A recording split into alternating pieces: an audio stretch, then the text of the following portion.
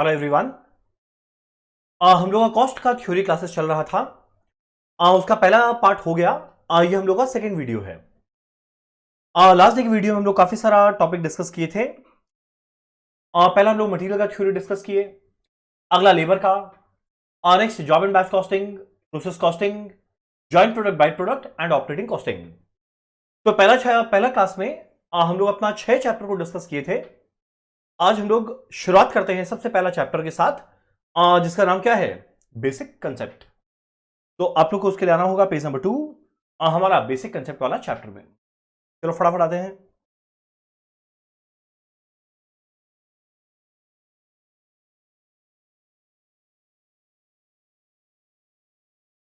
चलो, सबसे पहला बात कॉस्ट अकाउंटिंग का डेफिनेशन।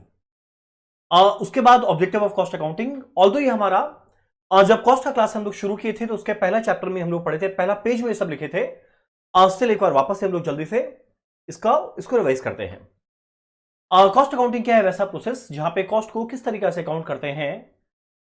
यू राइट फ्रॉम जो शुरुआत होने वाला है कहां से, recording of income and expenditure, और ये फाइनली कहां तक जाके कंप्लीट होता है, जो मेरा पीरियोडिकल स्टेटमेंट बनता है। और किस ऑब्जेक्टिव के साथ? प्रॉफिट कैलकुलेट करने के लिए जनरली नहीं। ऑब्जेक्टिव क्या रहता है? Cost control and cost reduction के लिए। तो कॉस्ट अकाउंटिंग इन शॉर्ट कुछ ऐसा प्रिंसिपल मेथड एंड टेक्निक्स है जो जनरली कौन यूज करता है। हमारे जो कॉस्ट अकाउंटेंट है या फिर जो टॉप मैनेजमेंट है, क्या कैलकुलेट करने के लिए कितना कॉस्ट लगा, कितना इनकम आया, और फाइनली जाके कॉस्ट को कंट्रोल करना उसका बेसिक ऑब्जेक्टिव रहेगा। तो कॉस्ट अकाउंटिंग का डेफिनेशन हटाओ। अब देखो एग्जाम में कभी कभी क्या पूछ सकता है, ऑब्जेक्टिव्स ऑफ कॉस्ट अकाउंटिंग।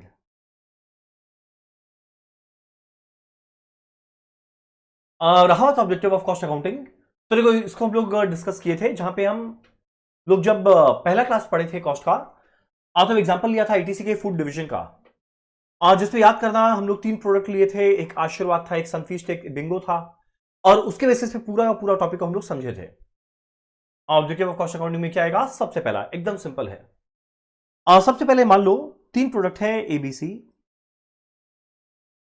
तो तीनों प्रोडक्ट को बनाने में कॉस्ट क्या लगा। नेक्स्ट, तीनों प्रोडक्ट के अंदर में प्रॉफिट कितना आया। नेक्स्ट, तीनों प्रोडक्ट का सेल वैल्यू क्या है। यानी शॉर्ट मेरा ऑब्जेक्टिव ऑफ कॉस्ट अकाउंटिंग के अंदर में क्या आने वाला है? पहला, प्रोडक्ट वाइज कॉस्ट असर्टेन करना है। तो देखो मेरा पहला ऑब्जेक्टिव में क्या है? Ascertainment of cost. अगला, सेलिंग प्राइस असर्टेन करना, तो देखो determination of selling price. Next, calculate करना है मुझे प्रॉफिटेबिलिटी ऑफ ईच एक्टिविटी, ये रहा प्रॉफिटेबिलिटी। और एक और मेरा कॉस्ट प्रॉफिट सेल आ गया, और जैसे ही मेरा प्रॉफिट आया, जैसे मुझे कंट्रीब्यूशन ये सब कुछ पता है, और मेरा टॉप मैनेजमेंट तैयार है क्या लेने के लिए? डिसीजन। तो उसके बाद क्या है? असिस्ट करेगा मैनेजमेंट को क्या लेने में? डिसीजन। तो बड़ा सिंपल है। डिसीजन काफी तरह का रहता था, जिसमें one of the most important decision क्या था? Cost control and cost reduction. Cost control and cost reduction. Anyways ये पूरा पूरा ऑब्जेक्टिव हमारा ऑलरेडी पढ़ा हुआ था। पहला product wise cost, sale, profit, decision making, एक और जिसमें क्या रहेगा? Cost control and cost reduction. चलिए काम करते हैं फटाफट। अंदर में क्या कुछ कीवर्ड्स है वो हम लोग मार्क कर लेते हैं।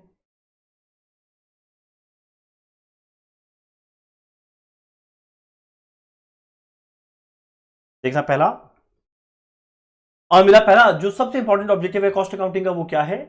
कॉस्ट को एक्यूमुलेट करके असर्टेन करना कि भैया हर कॉस्ट ऑब्जेक्ट में खर्चा क्या लगा। आप लोग बोलेंगे कॉस्ट ऑब्जेक्ट क्या होता है? इसी चैप्टर में 3-4 पेज बाद हम लोग पढ़ेंगे क्या होता है। नेक्स्ट, एक और मुझे कॉस्ट मिल गया, उसके बाद प्रॉफिटेबिलिटी को ऐड करके मुझे क्या डिटरमाइन करना पड़ता है? Selling price.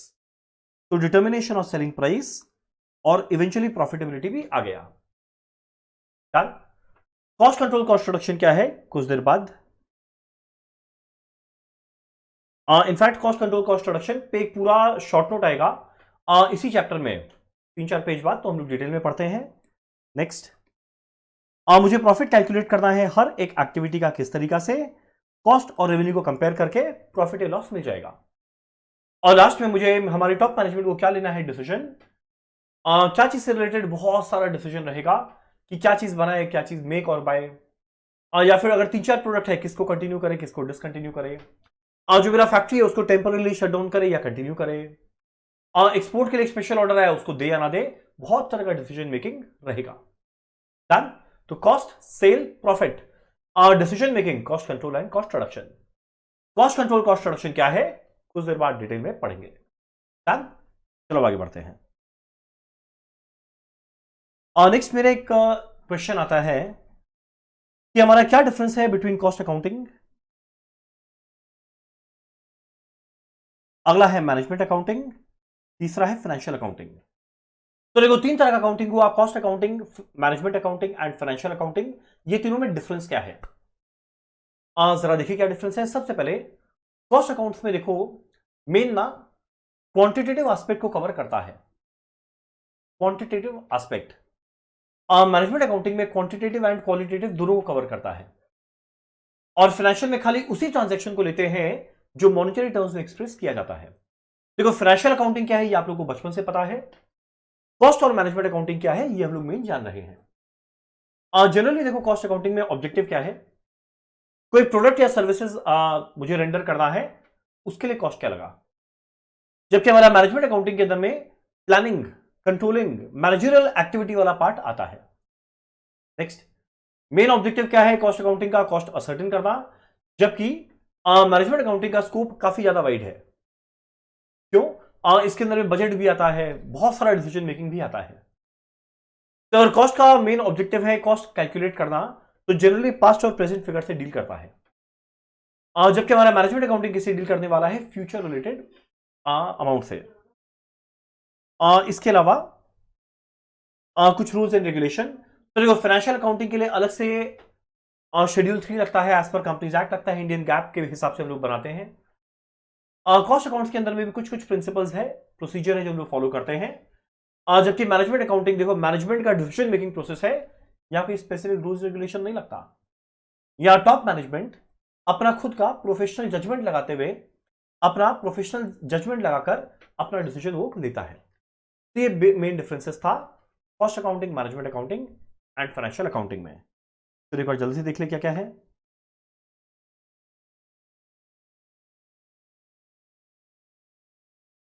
पहला कॉस्ट अकाउंटिंग, यहां पर क्या है खाली क्वांटिटेटिव एस्पेक्ट, यहां पे क्वालिटेटिव क्वांटिटेटिव दोनों आया, जबकि यहां पे खाली वही ट्रांजैक्शन आएगा जो मॉनेटरी टर्म्स में आता है, रुपए के टर्म्स में। नेक्स्ट, यहां पे ऑब्जेक्टिव क्या है, cost of producing a product या सर्विस निकाल, जबकि यहां पे प्लानिंग, कोऑर्डिनेशन, वो सब तरह का काम हो गया। और ये तो भैया फाइनेंशियल परफॉर्मेंस बताएगा, पिछले साल हमारे कंपनी ने क्या किया, कैसे किया। ये खाली डील करता है कॉस्ट असर्टेनमेंट के साथ, जबकि बजटिंग, प्लानिंग ये सब कुछ कवर करता है, ये खाली प्रॉफिट या लॉस बताता है। नेक्स्ट, मेरे कॉस्ट अकाउंटिंग के अंदर में पास्ट या प्रेजेंट फिगर से डील करता है, ये मेन प्रोजेक्शन से डील करता है, एस्टिमेशन से, जबकि फाइनेंशियल अकाउंट्स हमेशा पोस्टमार्टम होता है, हिस्टोरिकल डेटा से डील करता है। नेक्स्ट, ये किस वजह से है, इंडस्ट्रियल रेवोल्यूशन की वजह से, ये मॉडर्न बिजनेस वर्ल्ड के रिक्वायरमेंट की वजह से। और ये तो देखो जो फाइनेंशियल अकाउंटिंग है ये बहुत सारा स्टेक होल्डर्स है, जैसे कि शेयर होल्डर, या फिर जो लोन प्रोवाइडर है, या गवर्नमेंट है, या फाइनेंशियल एनालिस्ट है, वो लोग के लिए। लास्ट में फाइनेंशियल अकाउंट्स में एक सेट फॉर्मेट है जिसके हिसाब से अकाउंट्स बनेगा, जबकि कॉस्ट अकाउंट्स के अंदर में ऐसा कोई सेट फॉर्मेट नहीं है, पर कुछ कुछ प्रिंसिपल्स है जिसके बेसिस पे कॉस्ट को रिकॉर्ड करना है। यहां पे ऐसा कोई रूल रेगुलेशन नहीं है। तो एग्जाम में अगर बाई चांस डिफरेंस आए तो हम लोग को 3-4 पॉइंट अपने आप लिखना है। ठीक, नेक्स्ट, और मेरा users of cost and management accounting कौन रहेगा, जो जस्ट अभी जाने, बहुत सारे स्टेक होल्डर्स, शेयर होल्डर्स। अच्छा पहले इंटरनल का बात करते हैं, टॉप मैनेजमेंट, उसके नीचे ऑपरेशनल लेवल स्टाफ, उसके नीचे एम्प्लॉइज। एक्सटर्नल में सारे रेगुलेटरी अथॉरिटीज, ऑडिटर, क्यों कॉस्ट ऑडिट होता है, तो कॉस्ट ऑडिट क्या चीज का होगा, कॉस्ट अकाउंटिंग रिकॉर्ड का होगा। इसके अलावा कुछ शेयर होल्डर्स, जनरली उनके काम का नहीं रहता स्टिल। अब एग्जाम में कभी कभी एक फालतू सा क्वेश्चन आ सकता है कि एक अच्छे अकाउंटिंग सिस्टम को मेंटेन करने के लिए क्या क्या प्री रिक्विजिट्स है, या क्या क्या एसेंशियल्स है, क्या चीज के लिए, एक अच्छे कॉस्ट अकाउंटिंग सिस्टम को इंस्टॉल करने के लिए। अब इसमें मेरा रिक्वेस्ट है, आप लोग खाली हिट पॉइंट्स जानेंगे, इसके अलावा जानने का कोशिश भी मत करना। कॉस्ट अकाउंटिंग सिस्टम अच्छा कब माना जाएगा? जब ये सिंपल रहे और इंफॉर्मेटिव रहे। ठीक है। अगला ऑब्वियस सा बात है, एक्यूरेट रहे। बना दिए पर उल्टा सीधा सब नंबर्स आए हुए तो सारा डिसीजन गलत हो जाएगा। तो ऑब्वियस सा बात है, एक्यूरेट होना चाहिए। अगला इंपॉर्टेंट बात क्या है? Uniformity and consistency. जैसे अगर मान लो पहला साल ईयर 1 में अगर मान लो कोई कैलकुलेशन हम लोग कर रहे हैं एक सेट ऑफ प्रिंसिपल्स के बेसिस पे, तो जब ईयर 2 में भी करेंगे ना तो अपना प्रिंसिपल्स को चेंज नहीं करना चाहिए। उसी प्रिंसिपल्स के बेसिस पे हम लोग को लगातार कंसिस्टेंटली फॉलो करना चाहिए, तभी तो हम लोग प्रॉपर कंपैरिजन कर पाएंगे। अगर बाई चांस वही मैच नहीं किया तो कंपैरिजन कैसे होगा? तो अगला यूनिफॉर्मिटी एंड कंसिस्टेंसी, अगला सुपर इंपॉर्टेंट बात है। इसके बाद इंटीग्रेटेड एंड इंक्लूसिव। इंटीग्रेटेड किस सेंस में कि कॉस्ट अकाउंट्स एक स्टैंडअलोन बेसिस पे काम नहीं करेगा। कॉस्ट अकाउंटिंग रिकॉर्ड को इंटीग्रेट करना है बहुत सारे अलग अलग सिस्टम के साथ, जैसे फाइनेंशियल अकाउंट्स या टैक्सेशन या ऑपरेशनल रिसर्च, ये सब। अगला फ्लेक्सिबल और एडेप्टिव होना चाहिए। कारण क्या? और देखो ऐसा ना, इतना सारा चेंजेस आता है, सोचो लॉ में दुनिया भर का चेंज आता है, अगला टेक्नोलॉजी में बहुत बदलाव आता है, तो उसके हिसाब से सिस्टम आराम से इजीली मॉडिफाई कर पाए, अमेंड कर पाए, उस तरीका से कॉस्ट अकाउंटिंग सिस्टम होना चाहिए। यानी ऐसा नहीं कॉस्ट अकाउंटिंग सिस्टम बन गया, भली दुनिया जहां बदल रहा है पर हम तो वही रिपोर्ट देंगे, तो गलत है वो। तो अगला एक इंपॉर्टेंट फीचर क्या है? Flexible and adaptive. और ऑब्वियस सा बात है, टॉप मैनेजमेंट को ट्रस्ट होना चाहिए कि जो मैनेजमेंट अकाउंटिंग सिस्टम बना, जो कॉस्ट अकाउंटिंग सिस्टम बना, वो एकदम सही तरीका से ऑपरेट करेगा। उसका ट्रस्ट है, आगे अच्छा होगा। वो खुद ही ट्रस्ट नहीं करता, नहीं चलेगा। एग्जाम में अगर बाई चांस थ्योरी है, हम लोग को खाली ये मेन हेड पॉइंट्स आना चाहिए अंदर का अपने वर्ड्स में। इसके बाद इंस्टॉलेशन ऑफ कॉस्टिंग सिस्टम।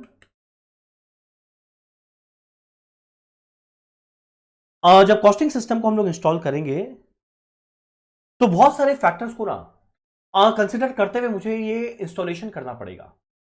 जैसे कि क्या? आपकी जो कॉस्ट अकाउंटिंग सिस्टम हम लोग इंस्टॉल कर रहे हैं, ये करने का बेसिक ऑब्जेक्टिव क्या है? इसका बेसिक ऑब्जेक्टिव क्या खाली सेलिंग प्राइस निकालना है या कॉस्ट कंट्रोल, कॉस्ट रिडक्शन है? तो पहले उससे ऑब्जेक्टिव जान, ताकि उस हिसाब से कॉस्ट अकाउंटिंग सिस्टम को हम लोग डेवलप करें। अगला, उस नेचर ऑफ बिजनेस को समझ, उस नेचर ऑफ इंडस्ट्री को समझ। अब मान लो कोई मैन्युफैक्चरिंग कंसर्न है तो वहां पे ऑपरेटिंग कॉस्टिंग थोड़ी लगा पाएंगे, उस तरीका का सिस्टम थोड़ी इंस्टॉल करेंगे। अब वही मान लो जो सर्विस इंडस्ट्री है, वहां पे दुनिया भर का मैन्युफैक्चरिंग वाला सारा का सारा चीज थोड़ी इंस्टॉल करेंगे। तो नेचर ऑफ बिजनेस या इंडस्ट्री क्या है वो जानना जरूरी है। और इसके अलावा ऑर्गेनाइजेशनल हायरार्की। कारण क्या? बहुत सारा काम ऐसा रहेगा जो सबसे बेस लेवल पे एम्प्लॉइज है वो करेंगे। इनको सुपरवाइज करने के लिए इसके ऊपर वाला लेयर रहेगा, उनको सुपरवाइज करने के लिए उसके ऊपर वाला लेयर रहेगा, और इस तरीके से चलेगा। तो इसी वजह से ऑर्गेनाइजेशनल हायरार्की होना जरूरी है, समझना जरूरी है। अगर आप लोग किस प्रोडक्ट में डील करते हैं, आपका प्रोडक्शन प्रोसेस क्या है, प्रोडक्ट क्या है, आपका प्रोडक्शन प्रोसेस क्या है, किस तरीका से कॉस्ट अकाउंट रिकॉर्ड को हम लोग मेंटेन करते हैं, यानी कॉस्ट को अलग, फाइनेंशियल को अलग, या फिर दोनों को एक साथ इंटीग्रेट करके, और क्या क्या स्टैट कंप्लायंसेस मुझे करना है। तो ये सारा का सारा चीज मुझे जानना जरूरी है before installing cost accounting system. चलो ये सब नॉर्मल बात था। अब हम लोग आते हैं अपना नेक्स्ट सेट ऑफ थ्योरी में। अब कुछ कुछ बहुत सारा टर्म्स है, जो ये सारा का सारा टर्म्स आप लोग को पता होना चाहिए। आप लोग बोलेंगे क्या, बता दें क्या? देखो, पहला ये टर्म है cost object and cost unit. देखो, पहला वर्ड है कॉस्ट ऑब्जेक्ट। कॉस्ट ऑब्जेक्ट का मतलब क्या? कोई भी ऐसा चीज जिसका कॉस्ट कैलकुलेट कर सकते हैं। कोई भी ऐसा चीज जिसका कॉस्ट कैलकुलेट करने का एक ऑर्गेनाइजेशन या एक इंसान का इच्छा है। जब मेरा डिजायर है कोई एक चीज के कॉस्ट को मेजर करना, तो जिस चीज का कॉस्ट कैलकुलेट कर रहे हैं उसको हम लोग क्या बोलते हैं? Cost object. जैसे कि ये हम पेन बनाए, इसका कॉस्ट क्या है, ये मेरे को जानने की इच्छा है, कॉस्ट ऑब्जेक्ट। हम पढ़ा रहे हैं तो भैया पढ़ाने के लिए मेरा कुछ खर्चा लगता है, तो जो मेरा पढ़ाने के लिए, जो सर्विस देने के लिए खर्चा लग रहा है उसका कॉस्ट निकालना है, तो ये सर्विस क्या है? Cost object. एक नया प्रोजेक्ट शुरू कर रहा है, ये प्रोजेक्ट शुरू कर दे मेरा खर्चा लगेगा, तो इसका कॉस्ट निकालना है, कॉस्ट ऑब्जेक्ट। ओवरहेड चैप्टर को याद करना, एक डिपार्टमेंट का कॉस्ट निकालते थे, cost object. Activity based costing को याद करना, हर एक्टिविटी का कॉस्ट निकालते थे, कॉस्ट पूल, कॉस्ट ऑब्जेक्ट। एक ब्रांड को क्रिएट करने में खर्चा क्या लगा, कॉस्ट ऑब्जेक्ट। एक पर्टिकुलर कस्टमर के लिए मेरा कितना कॉस्ट लग रहा है, कॉस्ट ऑब्जेक्ट।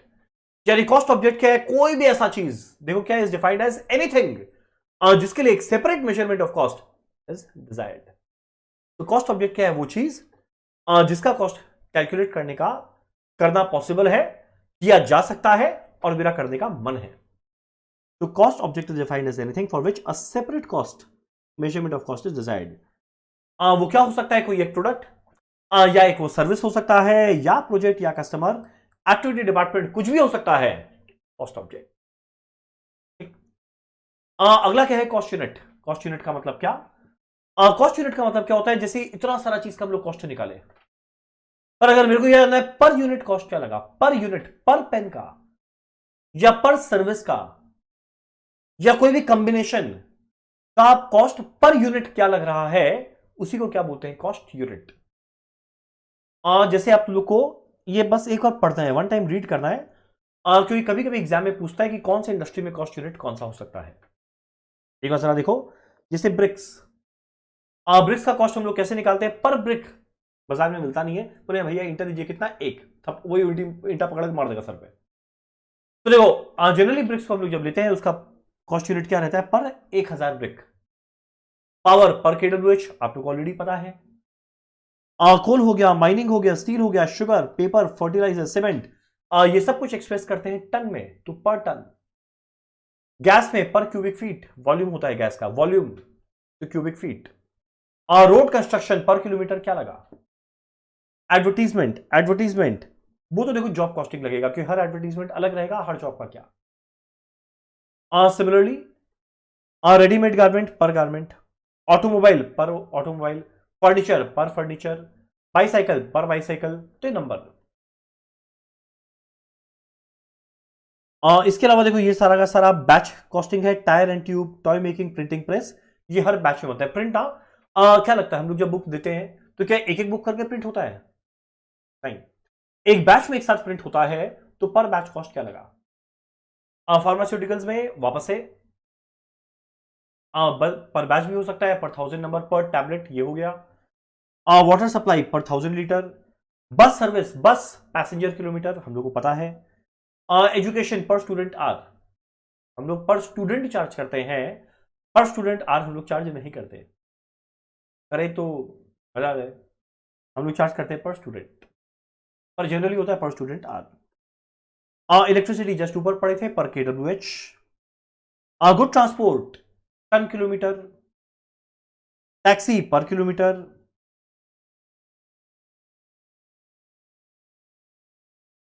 और नेक्स्ट हमारा road transport per passenger kilometre, per kilometre कुछ भी हो सकता है। Airline per passenger per one way, hospital per patient per bed day, hotel में जाएंगे पर room per day, cinema hall में पर seat, bridge construction contract costing लगा तो उस कॉन्ट्रैक्ट में क्या लगा, शिप बिल्डिंग उस शिप का क्या लगा, पेट्रोकेमिकल पर टन या गैलन, टेक्सटाइल में मीटर, केमिकल पर केजी लीटर टन। अब ये मेरा रिक्वेस्ट है, आंख बंद करके रटने मत बैठ जाना, मैक्सिमम ऑलरेडी आप लोग को आता था, कुछ अगर आप लोग रिलेट नहीं कर पाए बस खाली उसको टिक मारना, एग्जाम के एक दिन पहले बस खाली उतना ही पढ़ना। डन। तो ये मेरा कॉस्ट यूनिट क्या है कि मेरा मान लो मेरा कुल मिला के केमिकल में कॉस्ट लगता है 10 लाख एक पर्टिकुलर ईयर में, 1 लाख लीटर केमिकल बना, तो पर लीटर खर्चा क्या आया, वो क्या है, कॉस्ट यूनिट, ₹10 पर लीटर आया 10, तो पर लीटर क्या है, कॉस्ट यूनिट, जिसमें हम लोग एक्सप्रेस करते हैं कॉस्ट ऑफ 1 यूनिट। डन। चलो आगे बढ़ते हैं। ओके, और नेक्स्ट हमारा देखो क्या है वर्ड, रिस्पॉन्सिबिलिटी सेंटर।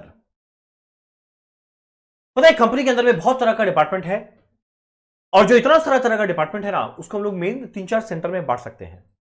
आप लोग बोलेंगे क्या, वो 3-4 सेंटर क्या रहेगा, वो डिपेंड करता है उस पर्टिकुलर डिपार्टमेंट का रिस्पॉन्सिबिलिटी क्या है। अगर मान लो कोई एक डिपार्टमेंट का रिस्पॉन्सिबिलिटी है, बस खाली उसको पहले से एक बजट बनाकर दे दिए, भाई तेरे को इतने खर्चे के अंदर में पूरा काम करना है, और उसका काम क्या है, बस खाली कॉस्ट इनकर करना, पर with in that pre determined standard या बजट।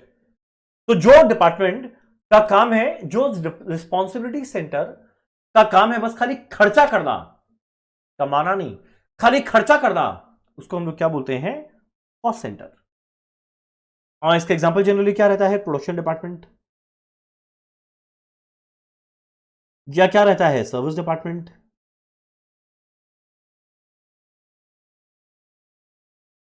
या जैसे मान लो अकाउंट्स डिपार्टमेंट है, खाली खर्चा कर रहा है, स्टोर्स डिपार्टमेंट है, खाली खर्चा कर रहा है, एचआर डिपार्टमेंट है, खाली खर्चा कर रहा है, इंजीनियरिंग डिपार्टमेंट खाली खर्चा कर रहा है। तो जो खाली खर्चा कर रहा है उसका रिस्पॉन्सिबिलिटी क्या है भाई? जितना तेरे को बजट बना के दिए बस तुम उतना ही कॉस्ट करना इनकर, वो उसको हम लोग क्या बोलेंगे? Cost centre. अगला होता है रेवेन्यू सेंटर। जनरली इसमें कौन आता है? Marketing department, sales department. नाम देखो, रेवेन्यू सेंटर, यानी उसका ऑब्जेक्टिव कॉस्ट इनकर करना नहीं है, उसका मेन ऑब्जेक्टिव क्या है? रेवेन्यू कमा के देना। तो जिसका रिस्पॉन्सिबिलिटी दिया गया है जनरेशन ऑफ रेवेन्यू, जो कौन रहेगा? Sales department. क्या जितना अचीव कर, जो सेल्स टारगेट दिया वो अचीव करना है, क्या बोलेंगे? Revenue centre. अब ऑब्वियस होता है वो कुछ खर्चा करेगा अपने रेवेन्यू को करने के लिए, वो चलेगा, पर मेन ऑब्जेक्टिव क्या है? उसको रेवेन्यू कमा कर देना। तीसरा क्या होता है? Profit centre. प्रॉफिट सेंटर क्या करता है? कॉस्ट भी इनकर करता है, रेवेन्यू भी कमा के देता है, यानी इन शॉर्ट वो नेट में इस कंपनी को क्या कंट्रीब्यूट कर रहा है? प्रॉफिट। एक चीज आपको याद दिलाते हैं, प्रोसेस कॉस्टिंग में एक चीज पढ़े थे, इंटर प्रोसेस प्रॉफिट। ये आप लोग फाइनेंशियल अकाउंट्स के अंदर में पढ़ते हैं एक टॉपिक, डिपार्टमेंटल, जहां पे एक डिपार्टमेंट दूसरे डिपार्टमेंट को कॉस्ट में नहीं, कॉस्ट में प्रॉफिट जोड़ के ट्रांसफर करता है, तो देखो वो प्रोसेस में कॉस्ट भी लगा, साथ में प्रॉफिट जोड़ के रेवेन्यू भी कमा रहा है। तो वो डिपार्टमेंट अगर प्रॉफिट नहीं जोड़े तो खाली कॉस्ट सेंटर, पर अगर बाई चांस से प्रॉफिट जोड़ दिया तो कॉस्ट सेंटर नहीं है, ये क्या है? Profit centre. डन। अगला हमारा क्या है? Investment centre. इन्वेस्टमेंट सेंटर को देखो क्या चीज का रिस्पॉन्सिबिलिटी दिया गया है कि जितना भी लास्ट में प्रॉफिट आया, जितना भी उसके पास फंड है, उसको एक ढंग से इन्वेस्ट करे ताकि जो रिटर्न ऑन इन्वेस्टमेंट आएगा ना वो मैक्सिमम आए। यानी किस कैपिटल इन्वेस्टमेंट में लगाना है, कैसा बिजनेस करना है, कैसा प्रोजेक्ट करना है ताकि अल्टीमेट आरओआई मैक्सिमम आए, वैसे डिपार्टमेंट को हम लोग क्या बोलेंगे? Investment centre. तो आप लोग ये चार याद रखेंगे। कॉस्ट सेंटर खाली कॉस्ट इनकर करेगा प्री डिटरमाइंड बजट के अंदर। अगला है रेवेन्यू सेंटर, रेवेन्यू अर्न करके देगा, generally sales department target sale achieve करेगा, कुछ कॉस्ट भी इनकर करेगा। अगला मेरा क्या था? Profit centre. इसका बड़ा अच्छा एग्जांपल क्या था? Inter process profit.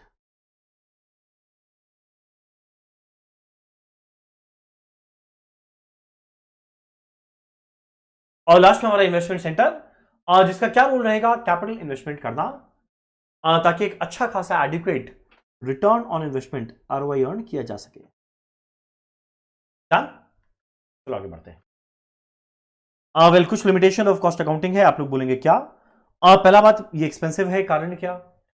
जो ओवरहेड, याद करो चैप्टर ओवरहेड को पढ़े थे, इतना एनालिसिस करना पड़ता है, ये एक्टिविटी बेस्ड कॉस्टिंग में इतना एनालिसिस करना पड़ता है कि यार कौन सा एक्टिविटी होता है, उसमें खर्चा क्या लगा, कितना कॉस्ट ड्राइवर है, क्या रेट है, ये सब करने में बहुत झमेला है, तो ऑब्वियस सा बात है बड़ा एक्सपेंसिव है। और एक और मेरा कॉस्ट अकाउंट्स का प्रॉफिट आ गया, और फाइनेंशियल का प्रॉफिट कुछ और आएगा, फिर बैठ के माथा पच्ची कर और रिकंसिलेशन बना, तो रिकंसिलेशन बनाना पड़ेगा। इसी वजह से देखो ये डुप्लीकेशन ऑफ वर्क होता है, फाइनेंशियल अकाउंट्स अलग चलेगा, कॉस्ट अकाउंट्स अलग चलेगा, और बाद में रिकंसिलेशन कर तो एक काम को दो बार करना है, डुप्लीकेशन। ओवरऑल बोल सकते हैं ये उतना एफिशिएंटली वर्क नहीं करेगा, यानी कॉस्ट सिस्टम बिठा दिए तो अपने आप हर चीज सही हो जाएगा, वो जरूरी नहीं है, उसको ढंग से ऑपरेट करना जरूरी है, जो वापस से बड़ा कॉस्टली है, तो एक्सपेंसिव है। अब एक बड़ा सुपर इंपॉर्टेंट टर्म कहां गया? हाँ, ये रहा। एक सुपर इंपॉर्टेंट चीज है, difference between cost control and cost reduction. आराम से सुनना, super important, super duper important theory है। क्या? जरा देखो, देखो एक वर्ड है कॉस्ट कंट्रोल, एक वर्ड है कॉस्ट रिडक्शन, और ये दोनों अलग है। क्या डिफरेंस है? देखो, मान लो एक कंपनी साल के बिगिनिंग में एस्टिमेट किया कि एक यूनिट को बनाने में, 1 यूनिट ऑफ फिनिश गुड्स को बनाने में 5 kg लगना चाहिए क्वांटिटी, उसको 6 रुपए पर केजी में परचेज करना चाहिए, यानी एक फिनिश गुड को बनाने के लिए मटेरियल लगना चाहिए 30 रुपया। ठीक। ये साल के बिगनिंग में एस्टिमेट किया गया। अब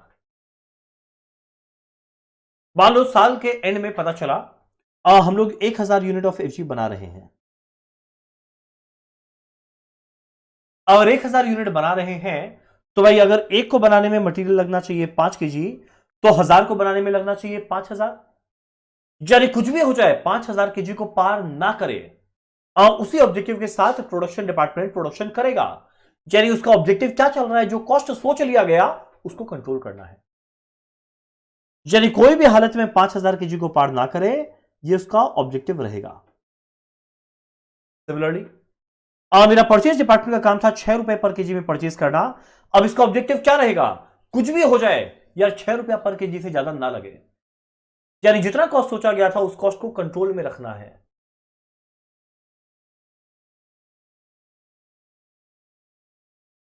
मान लो अगर इतना टारगेट वो अचीव कर लेता है, उसका कॉस्ट कंट्रोल हो गया। यानी कॉस्ट कंट्रोल का मतलब कुछ नहीं है, एक सिंपल स्टैंडर्ड कॉस्टिंग है। याद करो स्टैंडर्ड कॉस्टिंग में यही पढ़ते थे।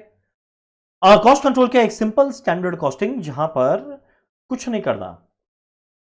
Cost control is based on the principle of pre determined cost. देखना ये रहा pre determined cost, and achieving these cost level, and achieve कर यही सेम कॉस्ट लेवल, ताकि कोई इनएफिशिएंसी या वेस्टेज जो भी हो रहा है वो कम से कम हो जाए। तो यानी इन शॉर्ट जो लिमिट प्रिस्क्राइब कर दिया गया उसी लिमिट के अंदर में मेरा कॉस्ट लगे, इस चीज को क्या बोलते हैं, कॉस्ट कंट्रोल। तो ये क्या एक एग्जीक्यूटिव एक्शन है जिसके द्वारा cost of operating any undertaking particularly where such action is guided by cost accounting, ये मेरा क्या है, कॉस्ट कंट्रोल। चलिए अगर कॉस्ट कंट्रोल आया माइंड में बस एक चीज को लेकर आना, क्या, स्टैंडर्ड कॉस्टिंग। पहला जरा सोचेंगे, पहले प्री डिटरमाइंड कॉस्ट निकालना है, उसके बाद उसको अचीव करना है, ताकि जो इनएफिशिएंसी है वो रिड्यूस हो पाए, ऑब्जेक्टिव का जो लिमिट सेट हो गया उसी के अंदर में रहे। इसको क्या बोलते हैं, कॉस्ट कंट्रोल। एकदम माइंड में सेट करना है वर्ड क्या है। ठीक, आप लोग चाहो तो लिख लो, कॉस्ट कंट्रोल इफेक्टिवली क्या है, एक तरह का स्टैंडर्ड कॉस्टिंग। ठीक है ना। अब अगला है कॉस्ट रिडक्शन। अब कॉस्ट रिडक्शन देखो इससे मच बेटर है, किस सेंस में, कॉस्ट कंट्रोल में मेरा टारगेट क्या है, एक यूनिट को बनाने में 5 केजी लगता है, तो भाई हम 5 केजी से ज्यादा ना लगाए, 5 केजी लगा दे चलेगा। और कॉस्ट रिडक्शन क्या बोलता है, हम कुछ एक नया टेक्नोलॉजी लेकर आएंगे। कॉस्ट रिडक्शन क्या बोलता है, हम कुछ एक नया तरीका लेकर आएंगे जिसके द्वारा जो 5 केजी का टारगेट दिया गया था ना, हम 5 केजी में नहीं लगा के उसको भी कम में काम कर देंगे विदाउट अफेक्टिंग द क्वालिटी। और ये खाली एक साल के लिए नहीं होगा, ये हमेशा के लिए होगा, परमानेंट नेचर का रहेगा। तो सोचो कितना अच्छा बात है। यानी 5 केजी का मेरे को टारगेट दिया, पर हम बोले यार 5 केजी में नहीं, हम कुछ ऐसा काम करेंगे, हम इतना एफिशिएंटली प्रोडक्टिविटी के साथ काम करेंगे कि जितना 5 केजी लगना चाहिए हम उतना भी नहीं, उससे कम लगाएगा। यानी मेरा कॉस्ट रिडक्शन के अंदर में जो पर यूनिट कॉस्ट लगना चाहिए था 30 भी नहीं, उसको कम कर देंगे परमानेंटली। कैसे, by increasing productivity without affecting the quality. और हो सके तो क्वालिटी को और इंप्रूव करेंगे और कम कॉस्ट में करेंगे। इसको क्या बोलते हैं, कॉस्ट रिडक्शन। यानी कॉस्ट कंट्रोल किसका काम है, एक स्टैंडर्ड सेट हो गया उसको अचीव कर।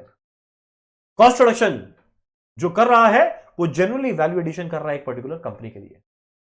तो कॉस्ट रिडक्शन देखो क्या है, सुपर इंपॉर्टेंट बात है पढ़ना। वो तुम लोग डिफरेंस समझा ना, कॉस्ट कंट्रोल में जो टारगेट है उसको अचीव कर, कॉस्ट रिडक्शन में जो टारगेट है उसी को चैलेंज कर, उसी को कम करने का ट्राई कर। कॉस्ट रिडक्शन पढ़ते हैं। कॉस्ट रिडक्शन क्या है, अचीव कर real and permanent reduction. Super important बात, क्या चीज में, of the unit cost of goods और services without impairing their suitability. Without impacting their suitability मतलब विदाउट अफेक्टिंग देयर क्वालिटी। यानी कॉस्ट रिडक्शन में क्या आएगा, पहला इट मस्ट बी रियल। कैसे आया, प्रोडक्टिविटी के द्वारा। अच्छा ये रियल हम यहां पे मिस किए, ये दूसरा, ये तीसरा इंपॉर्टेंट वर्ड, ये फोर्थ। अगला यूनिट कॉस्ट में सेविंग्स होना चाहिए, परमानेंट होना चाहिए, विदाउट इंपेयरिंग देयर सूटेबिलिटी मतलब गुड्स एंड सर्विसेज का क्वालिटी अफेक्ट नहीं होना चाहिए। इंप्रूव ना कर पाए पर खराब मत कर। डन। तो ये बहुत इंपॉर्टेंट थ्योरेटिकल क्वेश्चन है। आज एग्जाम में पूछता है cost control and cost reduction के बीच में डिफरेंस क्या है। आप लोग चाहे तो ये बना के आ सकते हैं, ऐसा बनाना कॉस्ट कंट्रोल में, और कॉस्ट रिडक्शन में 5000 केजी की जगह लिख देना 3500 केजी, और यहां पे नीचे में एरो मार के लिख देना permanent by increase in productivity. तो 2 टेबल बनाएगा टीचर, ये देखेगा और तुरंत समझ जाएगा आप बोलना क्या चाह रहे हैं। डन। नेक्स्ट पेज में इसका डिफरेंस भी लिखा हुआ है। वेल मीनिंग समझ गए ना, डिफरेंस एनीवेज अपने आप हो जाएगा। कॉस्ट कंट्रोल में देखो जो स्टैंडर्ड है बस उसको अचीव करना है, जबकि कॉस्ट रिडक्शन में स्टैंडर्ड को रिड्यूस करना है। कॉस्ट कंट्रोल में ऑब्जेक्टिव क्या, जो एग्जिस्टिंग कंडीशन है उसको अटेन करना है, जो लो लीस्ट पॉसिबल कॉस्ट है, और जबकि कॉस्ट रिडक्शन में परमानेंटली कॉस्ट को रिड्यूस कर देना है। कॉस्ट कंट्रोल में देखो पास्ट और प्रेजेंट में गया, पास्ट में क्या टारगेट दिया, प्रेजेंट में अचीव करना है।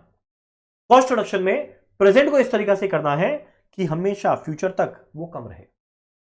कॉस्ट कंट्रोल प्रिवेंटिव है, जो टारगेट सेट हुआ उसको पार नहीं करेंगे, प्रिवेंट करेंगे उसको बढ़ने से। जबकि मेरा कॉस्ट रिडक्शन करेक्टिव है, स्टैंडर्ड को करेक्ट कर दिए, बोले नहीं आई तेरा स्टैंडर्ड गलत है, और कम होना चाहिए। क्या बढ़िया चीज है सब। Cost control ends when targets are achieved while cost reduction has no visible end. Cost control तुरंत खत्म हो जाएगा जैसे ही टारगेट अचीव हुआ, आगे दिमाग नहीं लगाएंगे। जबकि कॉस्ट रिडक्शन में कोई अंत थोड़ी है। पहले सोचे 1 यूनिट को बनाने में 5 केजी लगना चाहिए, बाद में सोचेंगे 4, बाद में सोचेंगे 3, बाद में सोचेंगे 2, बाद में मतलब इसका कोई एंड नहीं होता, विजिबल एंड नहीं होता।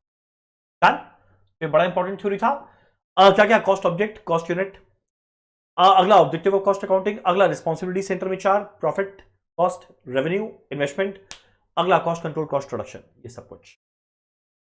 अब लास्ट में बस 2-2.5 पेज में कुछ कुछ नॉर्मल बात वो पढ़ के खत्म करते हैं। कॉस्ट का क्लासिफिकेशन।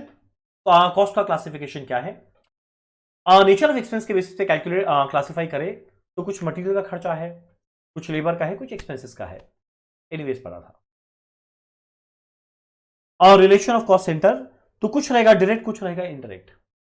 और डायरेक्ट क्या, जो डायरेक्टली एट्रीब्यूटेबल है टू कॉस्ट सेंटर, जो मेरे को पता है इस पर्टिकुलर कॉस्ट सेंटर में लग रहा है कितना, वो है डायरेक्ट। जो नहीं लग रहा है पर इनडायरेक्टली असिस्ट कर रहा है, इनडायरेक्ट। नेक्स्ट, फंक्शन के बेसिस पे क्लासिफिकेशन, प्राइम कॉस्ट, अगला कॉस्ट शीट के नीचे फैक्ट्री वर्क्स कॉस्ट, अगला cost of production, cost of goods sold, cost of sales, sorry sales तो नहीं होगा, कॉस्ट तक पहुंच रहा है। बिहेवियर वाइज ये हम लोग बजट चैप्टर में पढ़े थे, ये पढ़े थे कॉस्ट शीट में, ये पढ़े थे चैप्टर बजट में। याद करो कॉस्ट 3 तरीका का था, फिक्स कॉस्ट जो हमेशा सेम रहेगा, वेरिएबल जो यूनिट के चेंज होने के साथ उसी प्रोपोर्शन में चेंज होगा, सेमी वेरिएबल जो चेंज तो होगा पर सेम प्रोपोर्शन में नहीं होगा। अगला एक होता है नॉर्मल कॉस्ट, एक अबनॉर्मल। अबनॉर्मल का पूरे कॉस्टिंग फील्ड पे पहुंचता है, नॉर्मल कॉस्ट कॉस्ट शीट का पार्ट बनता है। और डिसीजन मेकिंग के लिए वो सारा का सारा मैनेजमेंट अकाउंटिंग का चैप्टर्स, मार्जिनल कॉस्ट हो गया, स्टैंडर्ड कॉस्ट हो गया, differential cost, imputed, relevant, opportunity, sunk cost, ये जस्ट अभी नीचे पढ़ेंगे। टाइम पीरियड हिस्टोरिकल जो ऑलरेडी लग गया, predetermined budget, standard and estimated. Controllability के हिसाब से कुछ कंट्रोलेबल कॉस्ट है, कुछ अनकंट्रोलेबल। 0.6, 0.8 अभी जस्ट हम लोग नीचे में पढ़ेंगे और हमारा पहला चैप्टर बेसिक कंसेप्ट पूरा खत्म हो जाएगा। चलो जरा कुछ कुछ टर्म्स देखिए क्या क्या है। देखो पहला टर्म, पहला टर्म क्या है, डिफरेंशियल कॉस्ट। डिफरेंशियल कॉस्ट का मतलब क्या होता है, नंबर ऑफ यूनिट के चेंज होने के साथ या लेवल ऑफ एक्टिविटी के चेंज होने के साथ या मेथड प्रोडक्शन के चेंज होने के साथ अगर बाई चांस कॉस्ट चेंज हो रहा है तो कितना कॉस्ट ज्यादा लग रहा है या कम लग रहा है, उसी को बोलते हैं डिफरेंशियल कॉस्ट। अगर ज्यादा लग रहा है तो उसको नाम दे देंगे इंक्रीमेंटल, और कम लग रहा है उसको नाम दे देंगे डेट्रीमेंटल या डिक्रीमेंटल। तो देखो मेरा कितना चेंज इन कॉस्ट हो रहा है due to change in level of activity और पैटर्न और मेथड ऑफ प्रोडक्शन। जब कॉस्ट इंक्रीज होगा इंक्रीमेंटल, जब कॉस्ट रिड्यूस होगा डिक्रीमेंटल। नॉर्मल है। नेक्स्ट, अपॉर्चुनिटी कॉस्ट क्या है, इंप्लिसिट कॉस्ट क्या है, इंप्यूटेड कॉस्ट क्या है, नॉशनल कॉस्ट क्या है। अब देखो अपॉर्चुनिटी कॉस्ट क्या है, ये हम लोग मार्जिनल कॉस्टिंग में पढ़े थे बहुत डिटेल में। फिर एक बार जल्दी से रिपीट करते हैं। एक डिसीजन को लेने की वजह से जो नेक्स्ट बेस्ट अपॉर्चुनिटी हम फोरगो कर रहा है, वही मेरे लिए मेरा अपॉर्चुनिटी कॉस्ट है। यानी हम कितना सैक्रिफाइस कर रहा है, किस वजह से, कितना फोरगो कर रहा है, किस वजह से एक दूसरा ऑल्टरनेटिव को सिलेक्ट किया पहले वाले को छोड़ के, वो क्या रहेगा अपॉर्चुनिटी कॉस्ट। मान लो एक जगह मेरे पास खाली पड़ा हुआ है, अब मालूम क्या डिसाइड किया कि ये जो मेरा जगह ऑलरेडी मेरा परचेज किया हुआ था, इसी जगह में हम पढ़ाना स्टार्ट करेंगे। ठीक, और मालूम अपना कैलकुलेट करें मेरे लिए पढ़ाने के लिए खर्चा क्या लगता है, मालूम निकाले मेरा पढ़ाने का खर्चा क्या लगता है, कुछ एम्प्लॉय कॉस्ट,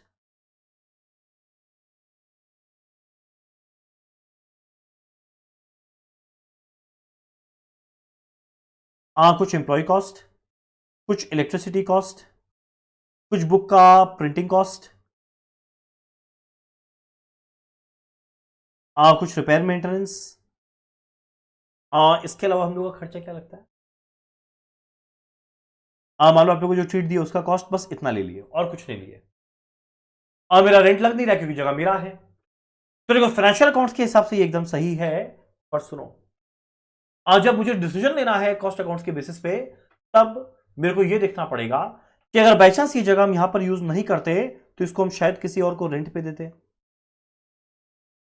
और जिसको भी रेंट पे देते तो ऑब्वियस सा बात है वहां से मेरा कुछ इनकम होता, पर हम सिंस यहां पढ़ा रहा है इसी वजह से उस इनकम को हम फोरगो कर रहा है, और जितना इनकम को हम फोरगो कर रहा है वही मेरे लिए क्या बनेगा, अपॉर्चुनिटी कॉस्ट। यानी जितना हम सैक्रिफाइस कर रहा है किस वजह से, एक ऑल्टरनेटिव दूसरे को सिलेक्ट करके, तो जो हम खोया वो क्या है, अपॉर्चुनिटी कॉस्ट। एग्जैक्ट देखो एग्जांपल दिया हुआ है, रेंट कितना फोरगो किया, space utilized by the business for its own operation. Next, एक और एग्जांपल लेते हैं।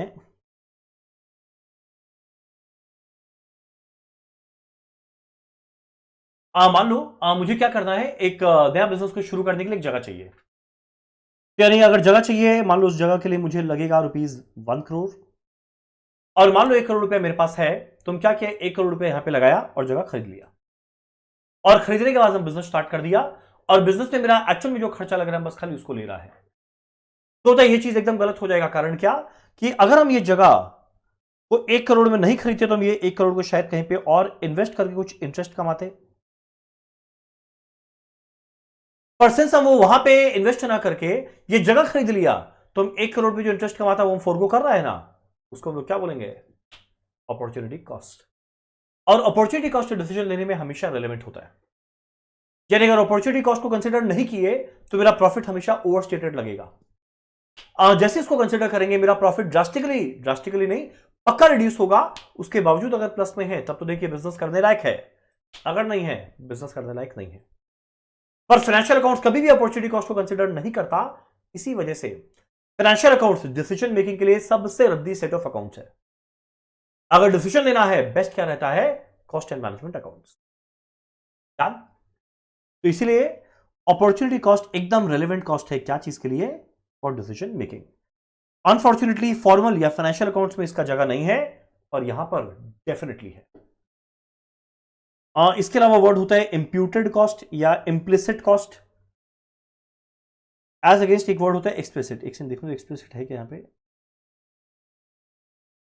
हाँ वो ठीक है एक्सप्लिसिट है, बाद में देखेंगे, चलो ठीक है। वेल, और नेक्स्ट हम है हमारा कन्वर्जन कॉस्ट। कन्वर्जन कॉस्ट क्या है, ये हम लोग को पता है, हम लोग कॉस्ट शीट चैप्टर में पढ़े थे, स्टिल रिपीट करते हैं। कन्वर्जन कॉस्ट क्या है, cost of converting raw material into finish goods. Raw material को फिनिश गुड्स बनाने के लिए जो इतना खर्चा लगा कन्वर्जन कॉस्ट है, उसमें क्या आएगा, मान लो रॉ मटेरियल पहुंचा, ये एनीवेज हम लोग को ऑलरेडी पता है, इसमें टाइम वेस्ट करने का फायदा नहीं है। इसमें क्या आएगा, डायरेक्ट वेजेस।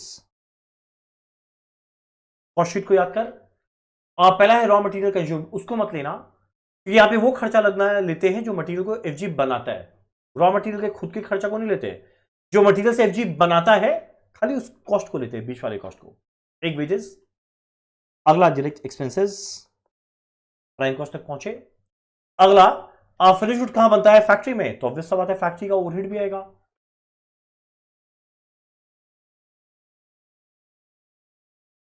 डन। तो मेरा क्या है? Cost of converting raw material into FG, direct wages आया, डायरेक्ट एक्सपेंस, फैक्ट्री ओवरहेड, सब कुछ आया। यानी शॉर्ट फैक्ट्री में जितना खर्चा आया वो लिए minus material cost, raw material cost को छोड़ के। और नेक्स्ट हमारा है शटडाउन कॉस्ट। और देखो ऐसा ना, शटडाउन कॉस्ट ये हम लोग पढ़े थे मार्जिनल कॉस्टिंग में, जब शटडाउन पॉइंट निकालना हम लोग सीखे थे। एक बार रिपीट करते हैं। शटडाउन का मतलब ये मत समझना यहां पे परमानेंट शटडाउन का बात कर रहे हैं। शटडाउन का कॉस्ट, शटडाउन कॉस्ट मतलब क्या?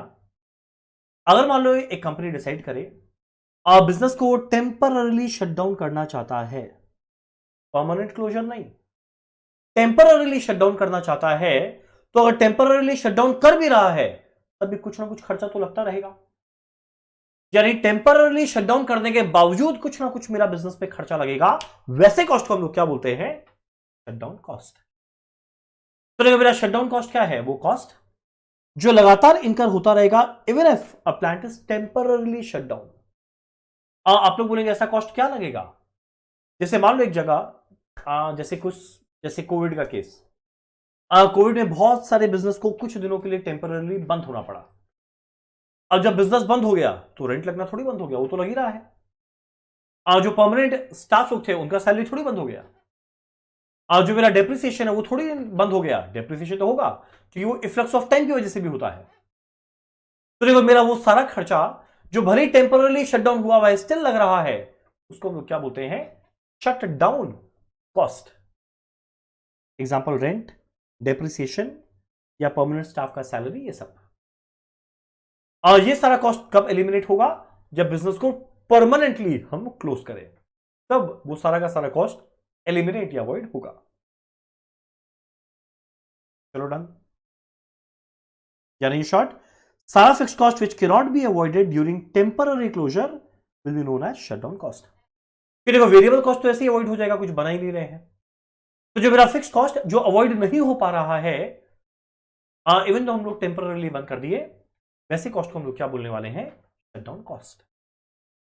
अगला टर्म देखो क्या लिखा हुआ है? Sunk cost. संक कॉस्ट का मतलब क्या? संक जो डूब गया। संक का मतलब क्या है? जो डूब गया। क्वेश्चन उठता है क्या डूब गया भाई? जो कॉस्ट ऑलरेडी इनकर कर दिए पास्ट में, जो कॉस्ट ऑलरेडी पास्ट में इनकर कर दिए, वो मेरा शटडाउन कॉस्ट है। सॉरी, वो मेरा संक कॉस्ट है। यानी संक कॉस्ट क्या है? वो सारा हिस्टोरिकल कॉस्ट जो ऑलरेडी पास्ट में इनकर हो गया। अब जो ऑलरेडी पास्ट में इनकर हो गया, क्वेश्चन उठता है फ्यूचर में डिसीजन लेने में क्या कोई भी तरीका से रेलेवेंट है? आंसर है नहीं। और डिसीजन मेकिंग के लिए खाली वही रेलेवेंट होता है। तो जो जब डिसीजन लेंगे हम लोग किसका लेंगे? पास्ट का थोड़ी डिसीजन लेते हैं। पास्ट तो भैया हाथ से गया, तो डिसीजन लेके फायदा नहीं है। और डिसीजन किसका लेंगे? फ्यूचर का। तो मेरा डिसीजन के लिए क्या रेलेवेंट होता है? जो फ्यूचर में कॉस्ट लगेगा, जो फ्यूचर में बेनिफिट आएगा। पर वही अगर बाई चांस कॉस्ट ऑलरेडी लग गया है, पास्ट में लग गया है, सन कॉस्ट, उस पर दिमाग मत लगा। तो देखो मेरा सन कॉस्ट क्या है? वो historical cost which are incurred in the past, जो ऑलरेडी पास्ट में इनकर हो गया। ये सारा कॉस्ट जो ऑलरेडी पास्ट में इनकर हो गया, और ये कोई भी ऑल्टरनेटिव्स के चॉइस को अफेक्ट नहीं करेगा। यानी आपको जो डिसीजन लेना है लो, उसका इस कॉस्ट के साथ कोई लेना देना नहीं है। तो मेरा क्या रहेगा? सन कॉस्ट। एग्जांपल देखो, मान लो एग्जांपल, मेरे पास ऑलरेडी एक जगह परचेज किया हुआ है, ऑलरेडी हम उसका पैसा दे चुके हैं, ऑलरेडी मेरे पास जगह आज के दिन पड़ा है। अब मेरे को ये डिसाइड करना है इस जगह में हम रेस्टोरेंट खोले या सिनेमा हॉल खोले, या हम यहां पे खुद पढ़ाने बैठ जाए, या हम उसको रेंट पे दे दे। तो ये जो भले चार डिसीजन लेना है, क्वेश्चन उठता है जो जगह को परचेज करने का कॉस्ट ऑलरेडी लग गया था, क्या वो रेलेवेंट है? नहीं है। बिल्कुल भी रेलेवेंट नहीं है। क्यों? क्योंकि वो कोई भी डिसीजन लेना है ले, वो कॉस्ट तो ऑलरेडी लग चुका है पास्ट में, जो ऑलरेडी पास्ट में लग गया उसको क्या बोलते हैं? सन कॉस्ट। मान लो कोई मटेरियल हम ऑलरेडी परचेज करके बैठ गया था और मेरे पास स्टोरेज में पड़ा हुआ है, ऐसी फालतू स्टोरेज में पड़ा हुआ है, कोई काम का नहीं है। और अगर कोई काम का है ही नहीं, मेरा वो यूज होना ही नहीं है, और इस बीच में अगर बाई चांस कोई एक स्पेशल चीज के लिए मेरा यूज हो जाए और उसके लिए मेरे को कम से कम सेलिंग प्राइस निकालना पड़े, तो क्वेश्चन उठता है उसका हम क्या परचेज वैल्यू लेंगे मटेरियल का? नहीं लेंगे। क्योंकि डिसीजन लेना है वो कॉस्ट मेरे लिए क्या है? Absolutely irrelevant. जो पास्ट में ऑलरेडी रिसर्च का काम हो गया, तो जो कोविड के लिए बहुत सारा रिसर्च एंड डेवलपमेंट हुआ फार्मा कंपनी के द्वारा कि भैया किस तरह का मेडिसिन इन्वेंट किया जाए, आप कुछ सक्सेसफुल हुए, कुछ फेल हो गए। तो भैया जो फेल भी हो गया क्या फर्क पड़ता है, जो ऑलरेडी पास्ट में रिसर्च का काम हो गया वो सम कॉस्ट है। अब उसको वापस सोच के फायदा नहीं है फ्यूचर में कोई फर्दर डिसीजन लेने के लिए। तो ध्यान देना, सम कॉस्ट क्या है? जो ऑलरेडी पास्ट में लग गया। एग्जाम्पल ओन प्रोमाइसेस का डेप्रिसिएशन, या खुद का वही प्रोमाइसेस, ऑलरेडी मटेरियल पास्ट में परचेज किया हुआ, research and development cost incurred in past, सब क्या है? सम कॉस्ट। डन। नेक्स्ट, और मेरा अगला वर्ड है pre production cost. Pre production, pre मतलब पहले, प्रोडक्शन, प्री प्रोडक्शन मतलब प्रोडक्शन के पहले। जनरली प्री प्रोडक्शन में क्या आएगा?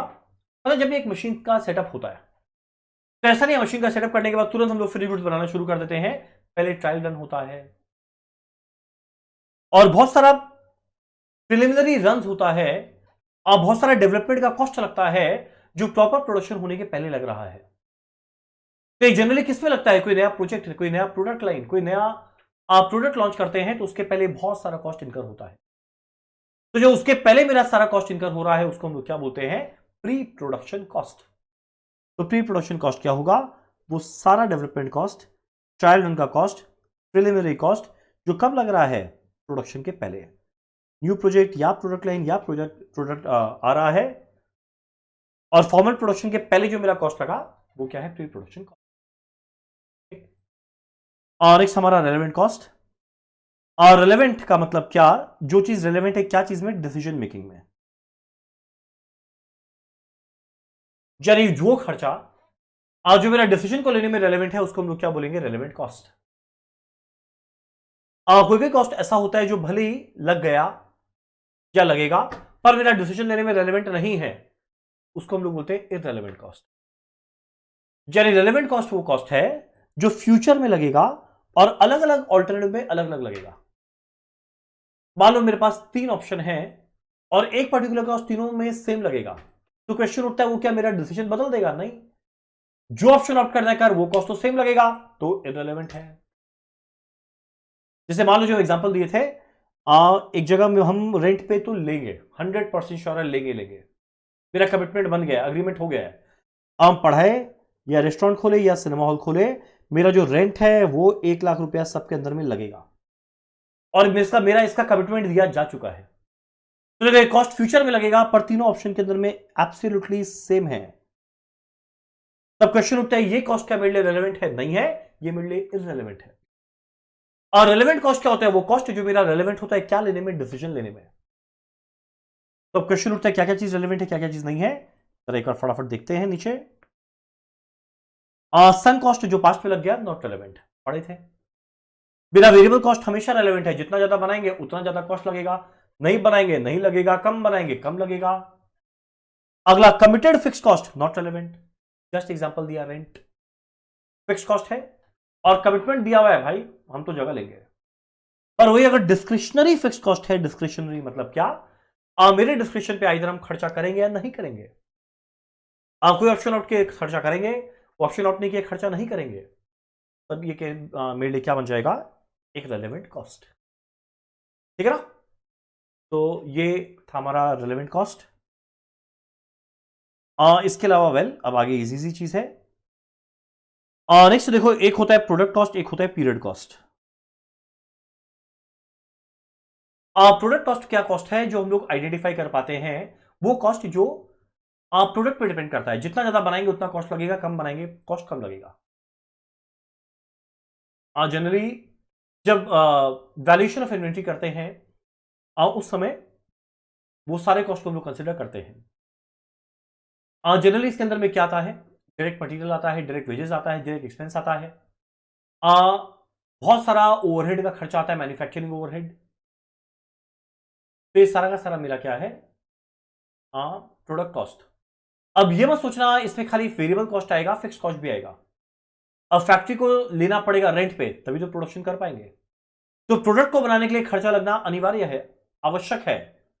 तो देखो इवन तो ये फिक्स कॉस्ट है पर स्टिल रेलेवेंट कॉस्ट है। ये नहीं पता प्रोडक्ट कॉस्ट क्या है? कॉस्ट ऑफ प्रोडक्शन में जितना भी कॉस्ट आएगा, कॉस्ट ऑफ प्रोडक्शन में क्या आएगा? मटेरियल आएगा, लेबर आएगा, डायरेक्ट एक्सपेंस आएगा, आप प्रोडक्शन या मैन्युफैक्चरिंग ओवरहेड आएगा, इसमें वेरिएबल भी आएगा और सारा सारा फिक्स कॉस्ट भी आ रहा है। वेरिएबल नॉन वेरिएबल दोनों आ रहा है। एक होता है पीरियड कॉस्ट। पीरियड कॉस्ट का मतलब क्या? वो कॉस्ट जो प्रोडक्ट पे डिपेंड ना करे पर एक पीरियड पे डिपेंड करे। तो यहां पे हम लोग उसको रेवेन्यू के अगेंस्ट में एज एन एक्सपेंस चार्ज करते हैं, पर प्रोडक्ट में हम एट्रीब्यूट नहीं कर पाता। जो भी नॉन मैन्युफैक्चरिंग कॉस्ट है, यानी कॉस्ट ऑफ प्रोडक्शन के नीचे का cost, admin, selling and distribution, ये सब क्या है? Period cost. एक्सप्लिसिट एक होता है, एक्सप्लिसिट एक होता है implicit. Explicit out of pocket, यानी जो जहां पे असली में मेरा खर्चा लगेगा, कैश लगने वाला है। दे रेफर टू कॉस्ट जहां पे पेमेंट ऑफ कैश होगा, या बैंक, मतलब कैश इंक्लूड बैंक। सैलरी में देना पड़ेगा पैसा, वेजेस में देना पड़ेगा, पोस्टेज में देना पड़ेगा, इंटरेस्ट में देना पड़ेगा, टेलीग्राम में देना पड़ेगा, मटेरियल खरीदे देना पड़ेगा। ये सारा क्या है? एक्सप्लिसिट। उल्टा क्या होता है? इसका ऑपोजिट क्या है? इम्प्लिसिट कॉस्ट, जहां पे मेरा कोई कॉस्ट लगेगा नहीं, ये इंप्यूटेड कॉस्ट है। एग्जांपल अपॉर्चुनिटी कॉस्ट हो गया,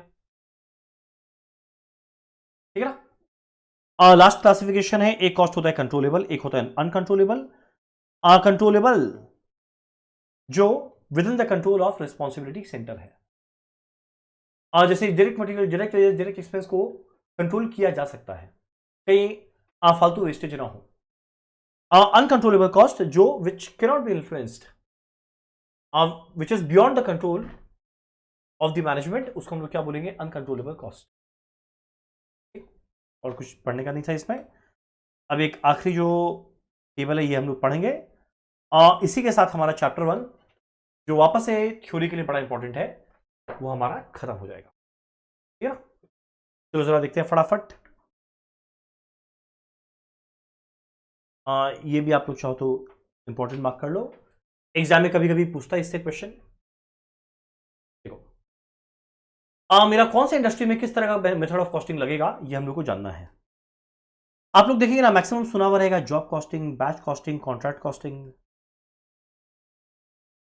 प्रोसेस कॉस्टिंग, ऑपरेटिंग कॉस्टिंग, तो सब सुना हुआ है। एक दो नए आप मेथड ऑफ कॉस्टिंग जानेंगे, बाकी आप लोग को एनीवेज आता है। तो जरा पढ़े क्या है। पहला देखो मेरा क्या है,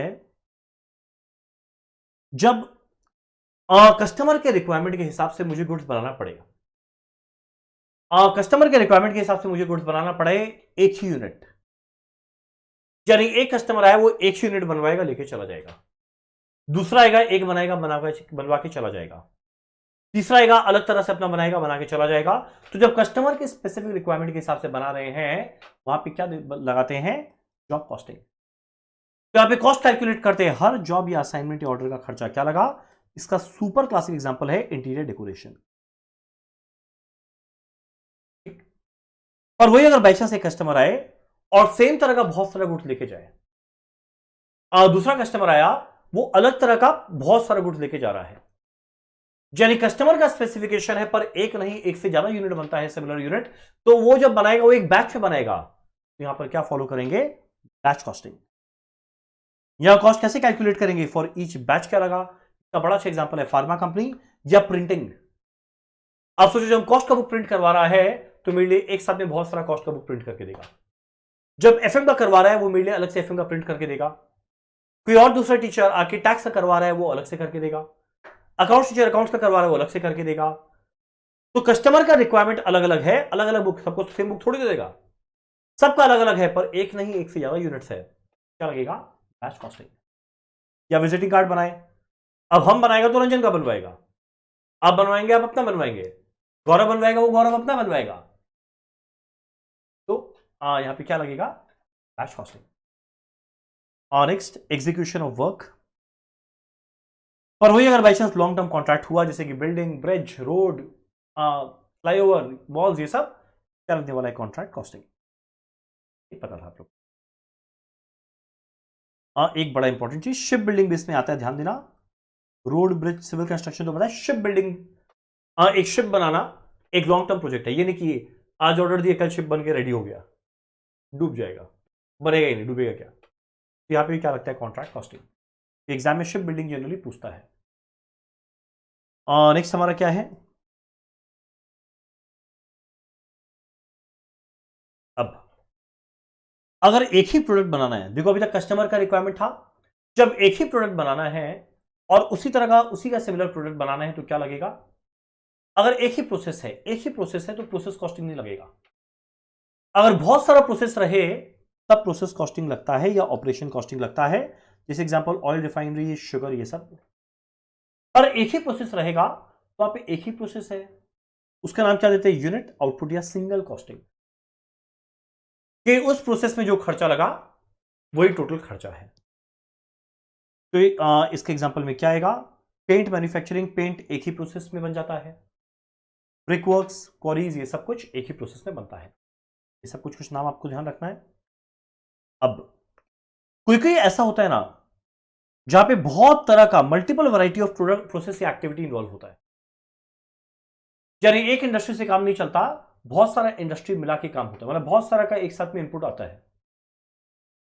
जैसे ऑटोमोबाइल को असेंबल करना, टायर कोई बना कर दिया अपना, बाकी बॉडी अपना बनाया, जो मिरर है वो अपना बनाया, इंजन है कोई और बनाया, तो सब कोई अलग अलग बना के दे रहा है, वो असेंबल कर रहा है। जब टीवी बनता है उसमें बहुत सारा पार्ट बनता है और हर एक पार्ट अलग अलग प्रोसेस से बनता है। और कंप्यूटर बनता है तो बहुत सारे पार्ट को असेंबल करता है और हर एक पार्ट अलग अलग प्रोसेस से बनता है। तो इसको हम लोग क्या यहां पे क्या लगाते हैं? Multiple costing.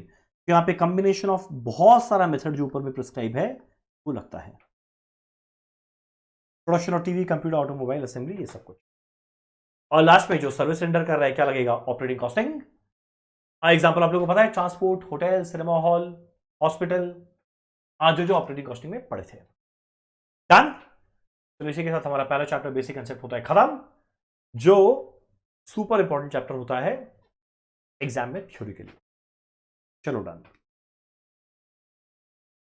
हम लोग चलते हैं अपना नेक्स्ट चैप्टर में। एक बार आ जाते हैं यहां पे। हम लोग ने चैप्टर 1 कर लिया। चैप्टर 2 एनीवेज कॉस्ट शीट, जब कॉस्ट शीट पढ़े थे पढ़ लिए थे, 3-4 हो गया। अब हम लोग चैप्टर 5, 6 ये सब में चलते हैं। चैप्टर 5 पेज, मेरा पेज नंबर शायद आप लोग से मैच करे तो अच्छा, नहीं मैच करे तो जो भी पेज रहे वो आप वहां पहुंच जाना। चैप्टर का नाम है ओवरहेड।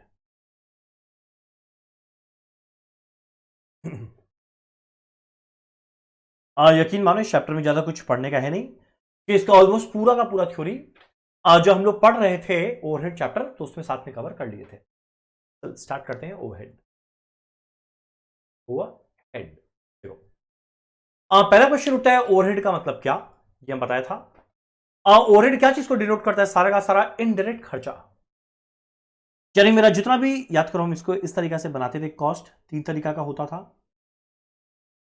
Material, labour, expense. ये वापस रहता था दो तरीका का, direct, indirect, direct, indirect, direct, indirect. सारे डायरेक्ट वाले को जोड़ दो, क्या मिलेगा? Prime cost. सारे इनडायरेक्ट वाले को जोड़ दो, क्या मिलेगा? ओवरहेड। तो मेरा ओवरहेड क्या आएगा? Aggregate of indirect material, indirect labour and indirect expense. Indirect material, indirect labour, indirect expense. Correct. तो ये हमारा ओवरहेड। ओवरहेड को हम लोग क्लासिफाई कर सकते हैं बहुत अलग अलग कैटेगरी में। एक तो नेचर वाइज, वो इनडायरेक्ट मटेरियल है, लेबर है या एक्सपेंस। अगला फंक्शन वाइज ओवरहेड, वापस हम लोग बांट सकते हैं 4 तरीका से। अगर फैक्ट्री में लगे फैक्ट्री ओवरहेड, हेड ऑफिस में लगे एडमिन ओवरहेड, सेल्स को बढ़ाने में लगे सेलिंग ओवरहेड, गुड्स को डिस्ट्रीब्यूट करके फाइनल कंज्यूमर तक पहुंचाने में लगे डिस्ट्रीब्यूशन ओवरहेड। वेरिएबिलिटी के हिसाब से fixed overhead, variable overhead, semi variable overhead. और नॉर्मेलिटी के हिसाब से नॉर्मल है या अब नॉर्मल, कंट्रोल के हिसाब से कंट्रोलेबल, अनकंट्रोलेबल। जस्ट अभी चैप्टर 1 में पढ़ के आए, एग्जैक्ट वैसा यहां पर बात था। डन? चलो अभी काम करते हैं, हम लोग आगे बढ़ते हैं। ये पूरा चैप्टर पढ़ने का बेसिक ऑब्जेक्टिव क्या है? लास्ट में जाके ओवरहेड रिकवरी रेट निकालना। ओवरहेड रिकवरी रेट निकालने के लिए हमारा बहुत सारा स्टेप होता था। याद करो, पहला स्टेप होता था कॉस्ट एलोकेशन।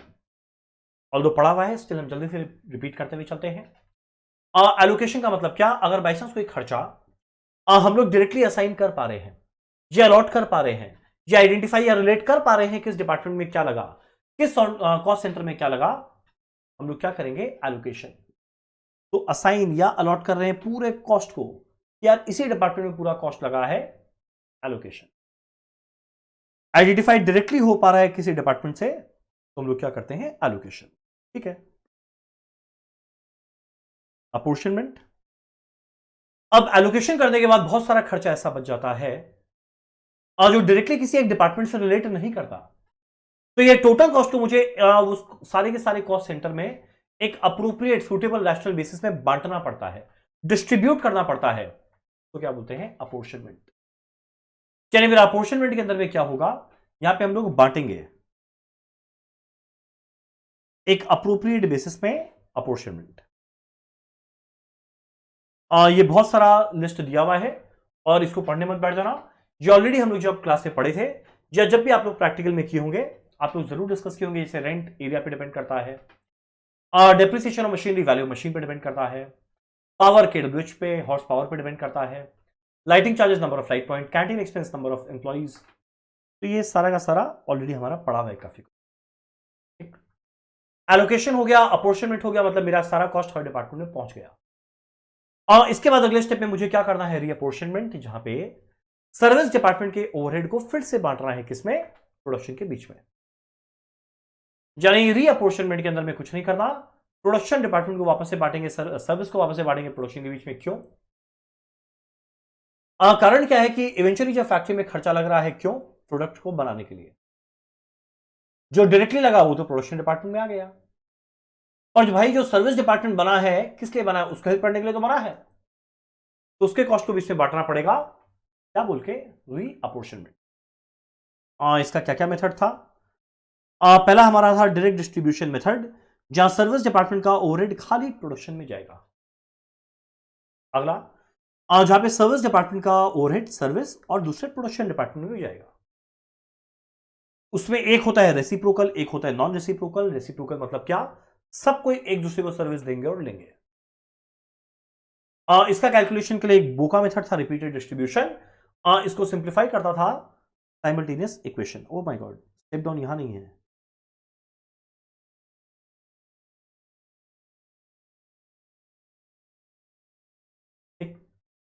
नॉन रेसिप्रोकल मतलब क्या? एक सर्विस डिपार्टमेंट है जो सबको सर्विस देगा पर किसी और से लेगा नहीं। दूसरा सर्विस डिपार्टमेंट जो सबको सर्विस देगा एक्सेप्ट पहले वाले को।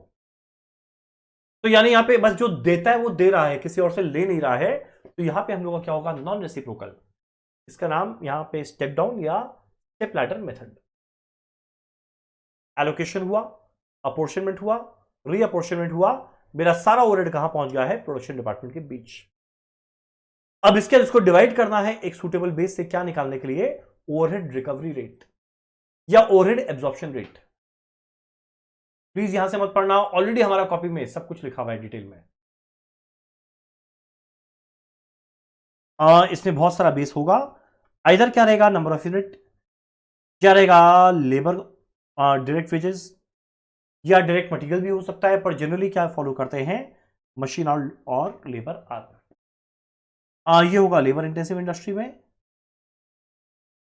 ये किस में रहेगा? कैपिटल इंटेंसिव इंडस्ट्री में। ठीक। अब एक और ये ओवरहेड का रिकवरी रेट आ गया। ये ओवरहेड का रिकवरी रेट आने के बाद इसी रेट पे हम लोग साल भर अपने कस्टमर से ओवरहेड के अमाउंट को रिकवर करेंगे। मान लो साल भर में हम लोग रिकवर किए, हाँ यहां लिखते हैं, मान लो साल भर में हम लोग रिकवर किए कस्टमर से 5 लाख, और साल के एंड में देखिए यार मेरा एक्चुअल में खर्चा लग गया 6 लाख।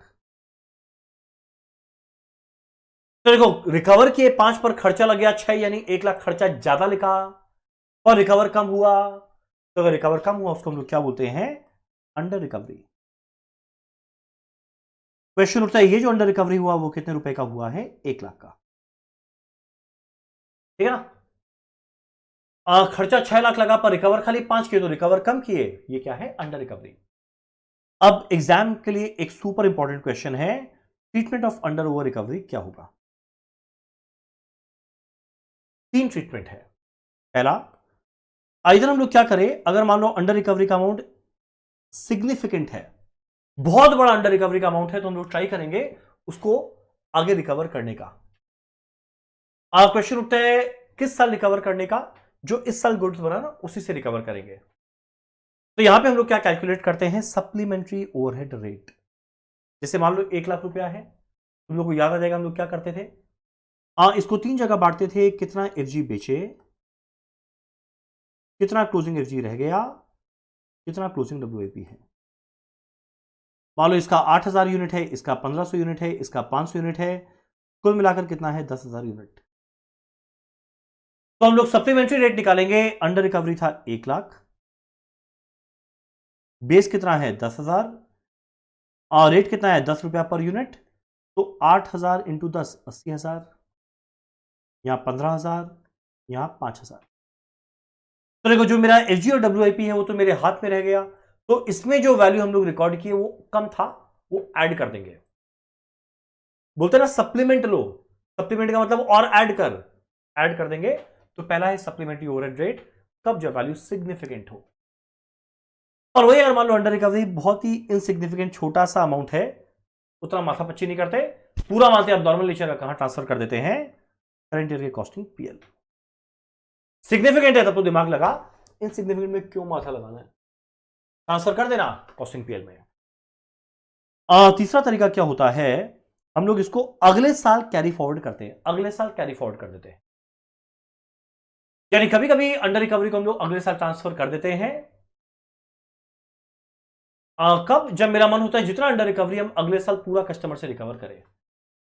पर देखो, ये चीज करना सही नहीं है कि देखो करंट ईयर का अंडर रिकवरी है ना, तो करंट ईयर में ही हिसाब लगा लेना चाहिए, उसको अगले साल थोपना नहीं चाहिए, और जो है वो है।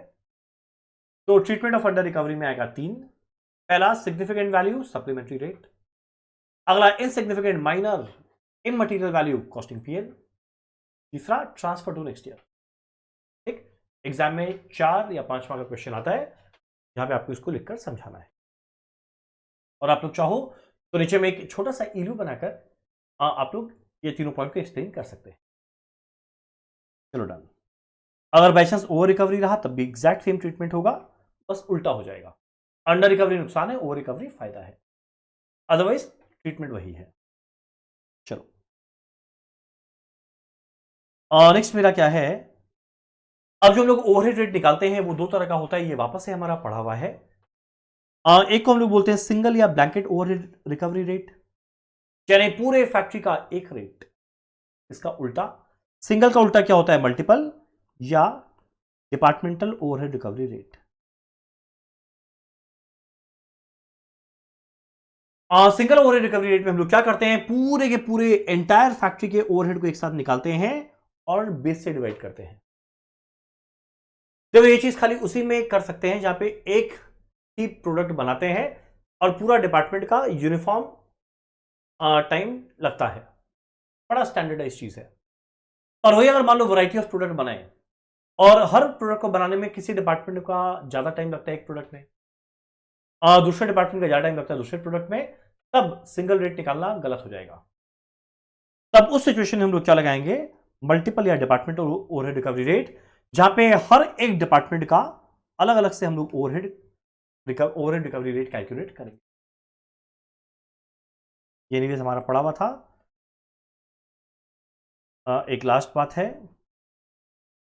Selling and distribution overhead. Exam में कभी कभी क्वेश्चन आता है कि क्या प्रॉब्लम फेस होता है कि क्या प्रॉब्लम फेस करता है एक organization in order to control selling and distribution overhead. अब देखो, चीज ऐसा है ना कि जो सेलिंग एंड डिस्ट्रीब्यूशन का ओवरहेड है वो बहुत सारे एक्सटर्नल फैक्टर पे डिपेंड करता है। कंट्रोल किस चीज को कर सकते हैं? जो इंटरनल फैक्टर है। और भाई जो एक्सटर्नल फैक्टर उसको कंट्रोल कैसे करेगा? अब कैसा नेचर ऑफ कंपटीशन उस पर डिपेंड करेगा कि मेरे को सेलिंग एंड डिस्ट्रीब्यूशन कितना करना है। कोई मोनोपोली मार्केट है, कुछ मार्केटिंग मत कर। और जहां पे भयंकर कंपटीशन है वहां पे मार्केटिंग एडवर्टीजमेंट करना पड़ेगा। अगला, मेरा फैक्ट्री मार्केट से कितना दूर है तो मेरे को उतना ज्यादा कैरेज आउटवर्ड या वेयरहाउस या इंश्योरेंस ऑफ एफजी का खर्चा लगेगा। तो ये मेरे हाथ में थोड़ी है, ये तो एक्सटर्नल फैक्टर है। अगला, कस्टमर के बिहेवियर पे डिपेंड करता है, उसके लाइकिंग, टेस्ट एंड प्रेफरेंस पे डिपेंड करता है, इसलिए मेरे को मार्केटिंग करना पड़ता है। और सिंस ये पॉलिसी मैटर हो गया कि मेरा पॉलिसी है इस साल इस प्रोडक्ट को प्रमोट करना, तो कंट्रोल की क्या क्या करेंगे? जब पॉलिसी है प्रमोट करना तो करना, जब पॉलिसी प्रमोट नहीं करना तो नहीं करना। तो ये एक्सपेंस जनरली पॉलिसी नेचर का होता है। हालांकि स्टिल इसको हम लोग काफी हद तक कंट्रोल कर सकते हैं। कैसे?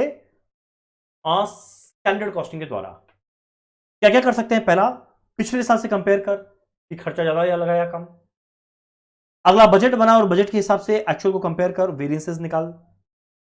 अगला, रिस्पॉन्सिबिलिटी डाल दे सेल्समैन पे, उस पर्टिकुलर प्रोडक्ट के जो मैनेजर है उस पर, कि आपको इसी कॉस्ट के अंदर में ये प्रोडक्ट को तैयार करके देना है।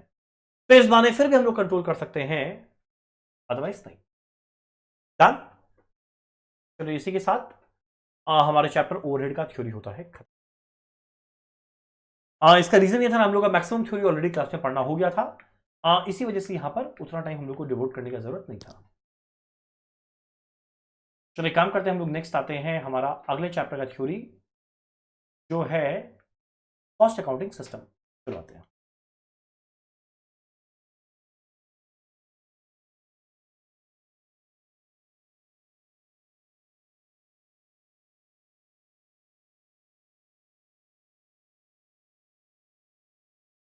वापस से मैक्सिमम थ्योरी हमारे चैप्टर का पढ़ना हो गया।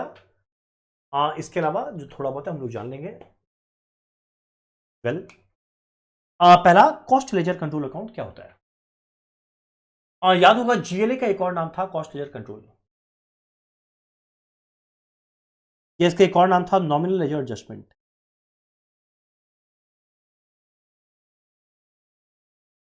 जनरल लेजर एडजस्टमेंट या नॉमिनल लेजर एडजस्टमेंट या कॉस्ट लेजर कंट्रोल एक ही बात है, इंटरचेंजेबली यूज करते हैं। और इसका काम क्या है? बस खाली डबल एंट्री को पूरा करना। जनरली हमारा फाइनेंशियल अकाउंट्स के अंदर में हर बैलेंस शीट का सारा लेजर बनता है। बैलेंस शीट में जो अकाउंट आता है सबका लेजर बनता है, कैश का, बैंक का, debtor, creditor, share capital, fix asset, investment, सब कुछ।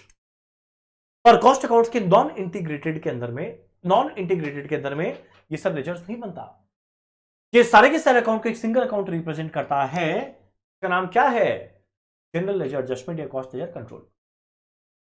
ठीक, तो जनरली इसका बैलेंस किसके बराबर आएगा? जो इम्पर्सनल अकाउंट है उसका टोटल एग्जैक्ट इसके बराबर आएगा।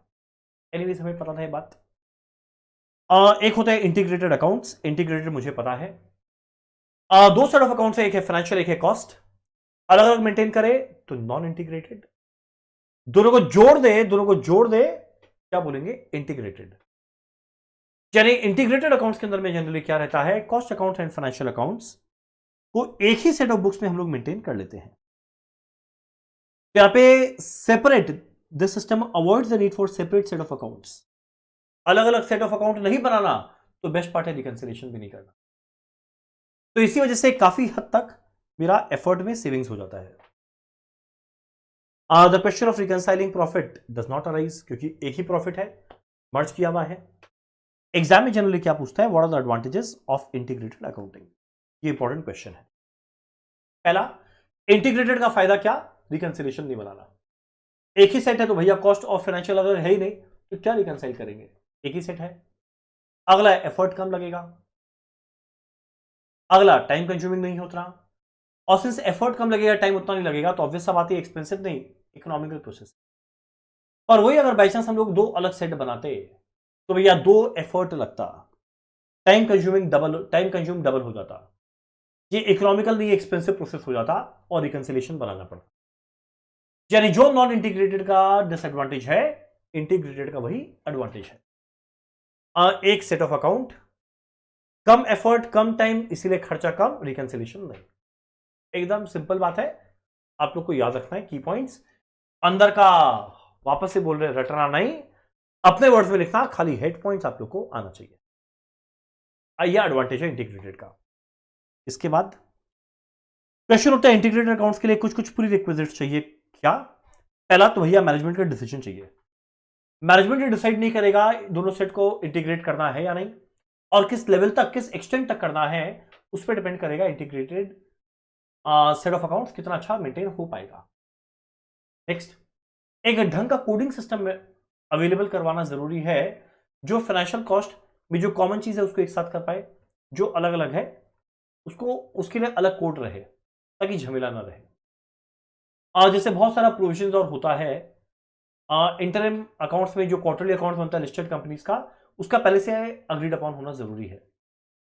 एक कोडिंग सिस्टम होना चाहिए। एक सुपर इंपॉर्टेंट बात, coordination between financial and cost accountant.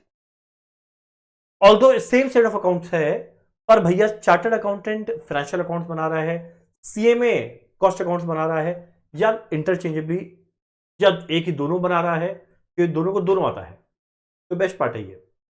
तो यहां पे प्रॉपर कोऑर्डिनेशन होना जरूरी है, कि ऐसा नहीं है कि कोई एक एस्पेक्ट इग्नोर हो जाए। तो कुछ कुछ प्री रिक्विजिट्स। जर्नलिटीज पढ़ेंगे नहीं, ऑलरेडी हम लोग पढ़ लिए हैं। एग्जाम के अंदर में एक इंपॉर्टेंट थ्योरी है। क्या रीजन है for difference between profit as per cost and financial. ये बहुत डिटेल में पढ़े थे जब चैप्टर पढ़े थे, वापस रिपीट करने का सेंस नहीं है। चल एक बार आप लोग को जल्दी से रिवाइज करवा देते हैं। कोई कोई आइटम ऐसा होता है जो खाली फाइनेंशियल में आता है। कुछ कुछ खर्चा खाली फाइनेंशियल में आया, जैसे कि fines, penalty, goodwill written off, preliminary expenses, income tax, interest on loan, underwriting commission, donation, ये सब कॉस्ट में नहीं आता। कोई कोई इनकम है जो खाली फाइनेंशियल में आया, interest, dividend, rent received, profit on sale.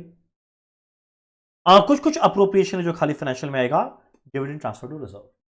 तो देखो ये सारा आइटम खाली फाइनेंशियल में आएगा, यानी फाइनेंशियल के प्रॉफिट को इंपैक्ट करेगा, कॉस्ट को नहीं। तो प्रॉफिट डिफरेंस हो गया। कुछ कुछ ऐसा आइटम है जो खाली कॉस्ट में आता है। जनरली उसके अंदर में क्या रहता है, खाली अपॉर्चुनिटी इंप्यूटेड नॉशनल कॉस्ट। आज की क्लास में शुरुआत में पढ़े opportunity cost, imputed cost financial में नहीं आता, और चलिए काफी रेलेवेंट है डिसीजन मेकिंग के लिए, तो कॉस्ट अकाउंट का पार्ट बनेगा। यानी कॉस्ट का खर्चा बढ़ाएगा, इसके प्रॉफिट को कम कर देगा, पर फाइनेंशियल का नहीं करेगा। तीसरा क्या रहेगा, अंडर या over recovery of overhead. Fourth क्या रहेगा, स्टॉक वैल्यूएशन का डिफरेंस हो सकता है, कारण क्या, फाइनेंशियल के अंदर में लगाते हैं cost NRV which ever is lower, जबकि वेट और वहां पे फीफो वेटेड एवरेज खाली 2 लगता है, जबकि हमारे कॉस्ट के अंदर में ओनली एट कॉस्ट और कुछ भी लगा देते हैं, कुछ भी लगा देते हैं, फीफो या लिफो या वेटेड एवरेज या सिंपल एवरेज, कुछ भी लगा देते हैं। और एक आखिरी, difference in method of charging depreciation. Financial में खाली एसएलएम या डब्ल्यूडीवी है, जबकि कॉस्ट के अंदर में मशीन आर के बेसिस पे भी डेप्रिसिएशन कैलकुलेशन होता है। डन।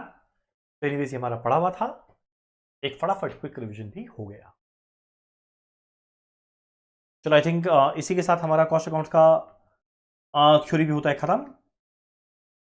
नेक्स्ट एक काम करते हैं हम लोग, आते हैं एक चैप्टर जिसका नाम है कॉन्ट्रैक्ट कॉस्टिंग, उसका जल्दी से थ्योरी पढ़ लेते हैं। आप लोग प्लीज अपने इंडेक्स में खोजना, मेरे में पेज 137 है, आप लोग में पता नहीं क्या है, एक बार आप लोग प्लीज आना और करते हैं। ये हम फिर से रिपीट कर रहा है, हम लोग ये थ्योरी में खाली उतना ही थ्योरी डिस्कस कर रहे हैं जो ऑलरेडी हमारा क्लास में डिस्कस नहीं किया हुआ है। जैसे कॉन्ट्रैक्ट कॉस्टिंग में बताता है work certified, work uncertified, retention money, ये सारा टर्म हम लोग का ऑलरेडी डिस्कस करना हो गया है, तो ये वापस रिपीट करने का फायदा नहीं है। यहां पे हम लोग क्या डिस्कस करेंगे, जो हम लोग को ऑलरेडी पहले पढ़ना नहीं हुआ है, जो एकदम टिपिकल थ्योरी है, वही हम लोग डिस्कस करेंगे। तो स्टार्ट करते हैं कॉन्ट्रैक्ट कॉस्टिंग का थ्योरी। वेल फर्स्ट पैरा में क्या लिखा है, कॉन्ट्रैक्ट कॉस्टिंग कहां लगता है, हम लोग को पता है लॉन्ग टर्म कंस्ट्रक्शन प्रोजेक्ट।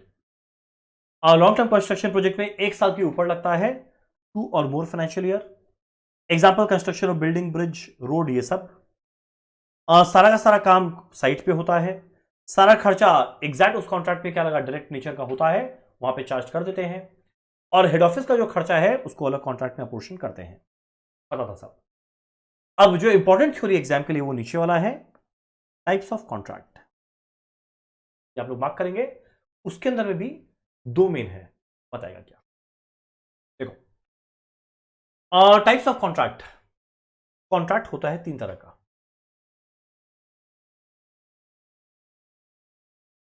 क्या है बताते हैं। पहले को बोलते हैं फिक्स्ड प्राइस कॉन्ट्रैक्ट। देखो, दो आदमी लोग थे, एक है कॉन्ट्रैक्टर,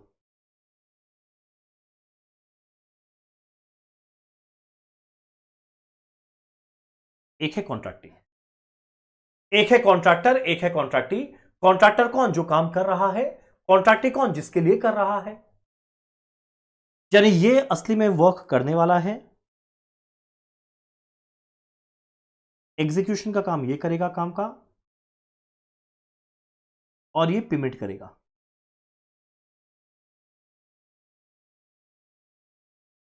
पता है बात। अब काफी बार ये दोनों के बीच में जो अग्रीमेंट या कॉन्ट्रैक्ट हुआ उसमें कॉन्ट्रैक्ट प्राइस पहले से फिक्स हो जाता है। जो भी हो जाए यही कॉन्ट्रैक्ट प्राइस मिलेगा। बस अगर कोई एडिशनल वर्क करवाया जो पहले सोचा था उसके अलावा, तो थोड़ा एक्स्ट्रा पेमेंट होगा। जब मान लो ये थोड़ा खराब काम कर दिया या लेट हुआ तो उसका थोड़ा पेनल्टी डिडक्ट होगा। किससे, उसी फिक्स्ड प्राइस से। उसको हम लोग क्या बोलते हैं, फिक्स्ड प्राइस कॉन्ट्रैक्ट। तो यहां पे फिक्स्ड प्राइस में क्या होता है, अग्रीड हो जाता है कॉन्ट्रैक्टर कॉन्ट्रैक्टी के बीच में। वो प्राइस क्या है, डिडक्शन होगा पेनल्टी डिफेक्टिव के लिए, एक्स्ट्रा पेमेंट होगा एडिशनल वर्क के लिए। नॉर्मली ऐसा ही होता है। हम लोग जितना भी क्वेश्चन किए थे वो उसमें 95% क्वेश्चन ऐसा ही था, कॉन्ट्रैक्ट प्राइस फिक्स रहता था। एक और होता है कॉन्ट्रैक्ट विद एस्केलेशन क्लॉज। आप लोग बोलेंगे हाँ ये सुना हुआ है, तो बोला 90% ऐसा किए थे, 10% ऐसा किए थे। Contract with escalation clause, escalation clause के अंदर में क्या होता है, एक सिंपल सा बात, ये एक ऐसा क्लॉज है जहां पे लिखा रहेगा कि in the event of change in prices of raw material या रिसोर्सेज, मटेरियल या लेबर का जो रेट, प्राइस रेट जो शुरू में सोचा हुआ था, अगर एक्चुअल में उससे ज्यादा या कम हो जाए, तो भैया अगर ज्यादा हुआ तो कॉन्ट्रैक्टर का खर्चा ज्यादा लगेगा, तब ये थोड़ा एक्स्ट्रा कंपेंसेट करवाना चाहेगा, इसको बोलेंगे एस्केलेशन। और वही अगर बाई चांस जितना रेट सोचा हुआ है उससे रेट कम हो जाए तो कॉन्ट्रैक्टी को बेनिफिट मिलना चाहिए, उसको हम लोग क्या बोलेंगे, डेस्केलेशन। तो एस्केलेशन के साथ डेस्केलेशन भी जनरली आता है। यहां पे क्या लिखा हुआ है कि अगर बाई चांस मटीरियल वेजेस का जो प्राइस या रेट है वो इंक्रीज हो, या कॉस्ट अगर कम हो तो कॉन्ट्रैक्ट प्राइस डिक्रीज हो, म्यूचुअली डिटरमाइंड फॉर्मूला के बेसिस पे। तो देखिए दोनों को सेफगार्ड दिया changes in price of material के लिए। तो एक लिमिट के बियॉन्ड चला गया तो कॉन्ट्रैक्ट प्राइस बढ़ेगा, इसको बोलते हैं एस्केलेशन। ध्यान देना ये खाली चेंज इन प्राइस या चेंज इन रेट के लिए होता है, क्वांटिटी के लिए नहीं। और अगर स्टिल कॉन्ट्रैक्ट में लिख दिया जाए कि यार क्वांटिटी के लिए भी होगा तब रहेगा, पर जनरली ऐसा होता नहीं है कि क्वांटिटी का ज्यादा लगाना वो उसका इनएफिशिएंसी है, उसके लिए हम क्यों पैसा देगा कॉन्ट्रैक्टी। तो इस वजह से खाली एस्केलेशन उसके लिए होता है which is beyond the control of contractee, sorry contractor. Done. तीसरा जो इंपॉर्टेंट वाला वो हम लोग डिस्कस करते हैं, कॉस्ट प्लस कॉन्ट्रैक्ट। यह आप लोग के लिए नया है जो आप लोग को जानना है। देखो, तो फिक्स्ड प्राइस कॉन्ट्रैक्ट बड़ा इजी था, contract with escalation clause already हमारा पड़ा हुआ था, वो भी काफी इजी था। एक होता है कॉस्ट प्लस कॉन्ट्रैक्ट, एग्जाम में जनरली इससे थ्योरी पूछता है, कॉस्ट प्लस कॉन्ट्रैक्ट। इसका मतलब क्या, देखो ये वाला क्लॉज कब लगता है, इस तरह का कॉन्ट्रैक्ट कब होता है, जब कॉन्ट्रैक्टर को बेचारे को कुछ आइडिया नहीं लग पा रहा है कि यार ये कंस्ट्रक्शन करने में अप्रोक्सीमेटली खर्चा क्या लगेगा, एक रीजनेबल उसको आइडिया नहीं लग पा रहा है कि कितना कॉस्ट लगेगा। तब इस सिचुएशन में अगर ये फिक्स्ड प्राइस में बंद गया और मान लो खर्चा बहुत ज्यादा लग गया तो बेचारा बर्बाद हो जाएगा, क्योंकि एस्केलेशन का भी एक लिमिट होता है, ऐसा नहीं जितना रेट बढ़ेगा एस्केलेशन लगता रहेगा। तो यहां पर क्या होता है ना, इस तरह के अग्रीमेंट या कॉन्ट्रैक्ट के अंदर में कॉन्ट्रैक्टी बोलेगा भाई चल ठीक है, तेरा जितना भी खर्चा लगेगा पूरा हम देंगे। तो देखो इस सिचुएशन में कॉन्ट्रैक्ट प्राइस कैसे निकलता है, जितना भी अलाउेबल कॉस्ट है ये नहीं, उल्टा सीधा सब कॉस्ट लगाना शुरू कर दिया, प्लस प्रॉफिट। क्वेश्चन उठता है प्रॉफिट क्या रहेगा, आइदर ये एक परसेंटेज ऑफ कॉस्ट रहेगा या ये एक फिक्स्ड अमाउंट रहेगा।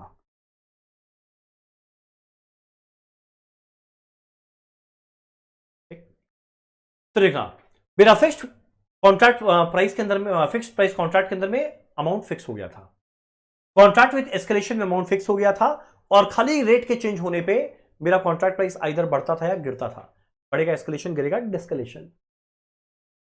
जबकि कॉस्ट प्लस कॉन्ट्रैक्ट के अंदर में क्या होगा, जितना मेरा कॉस्ट लगेगा लगा, प्लस प्रॉफिट करने का मौका मिलेगा, और ये प्रॉफिट जनरली क्या रहेगा, एक परसेंटेज या एक फिक्स्ड अमाउंट। तो जब ये कब पॉसिबल है, जब it cannot be, the cost of contract cannot be ascertained with reasonable accuracy, तब इस सिचुएशन में कॉन्ट्रैक्टी कंपेंसेट करेगा for all allowable cost. Over and above these cost the contractor is paid a fixed percentage of cost या एक fixed lump sum amount. ठीक, तो देखो मेरा कॉस्ट प्लस कॉन्ट्रैक्ट का कुछ की फीचर्स क्या क्या है, वही सेम बात को रिपीट किया, कब ये लगेगा, जब cost of contract can not B ascertained with reasonable accuracy. पता था ये बात।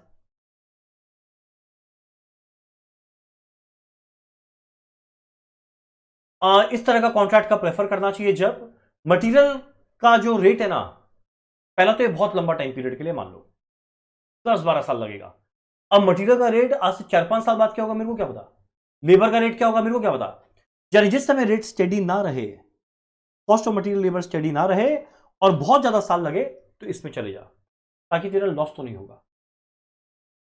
इसके अलावा जो बहुत तरह का कॉस्ट है, क्या अलाउेबल कॉस्ट है पहले से अग्रीड अपॉन कर, ताकि फ्यूचर में कोई डिस्प्यूट होने का चांस ना रहे। तो इससे फायदा क्या है, जो कॉन्ट्रैक्टी है उसको भी फेयर प्राइस मिलेगा, जो कॉन्ट्रैक्टर है उसको एटलीस्ट अपना प्रॉफिट तो पक्का मिल जाएगा, जितना खर्चा लगा वो तो देगा, साथ में प्रॉफिट भी दे देगा। तो दोनों के लिए विन विन सिचुएशन है।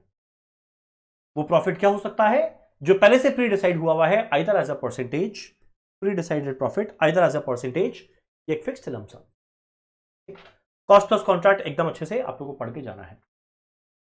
इसका एडवांटेजेस क्या है, एडवांटेज है पहला, जो फ्लक्चुएट होता था price of material labour services, उसका रिस्क को ये अवॉइड कर दिया हमारा कॉन्ट्रैक्टर, कॉन्ट्रैक्टी को फेयर प्राइस मिल गया। इसके अलावा और क्या लिखा है सर,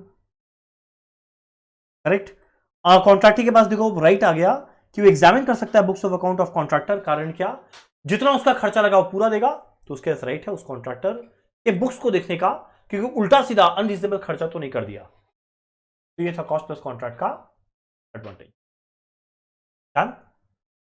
तो ये था हमारा कॉन्ट्रैक्ट कॉस्टिंग का थ्योरी। इसके अलावा work certified uncertified retention money पूछता है, जो ऑलरेडी हमारा पहले क्लास में डिस्कस किया हुआ है। ठीक, चलो एक काम करते हैं, हम लोग एक बार देखते हैं हमारा फाइनली क्या क्या चैप्टर्स अभी तक कवर हो गया है।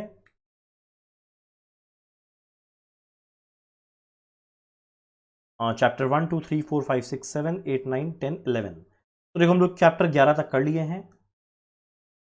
सिंस हमारे पास थोड़ा टाइम है, हम लोग एक और चैप्टर कर सकते हैं, स्टैंडर्ड कॉस्टिंग का थ्योरी वाला रिवीजन, जिसमें ज़्यादा कुछ है ही नहीं।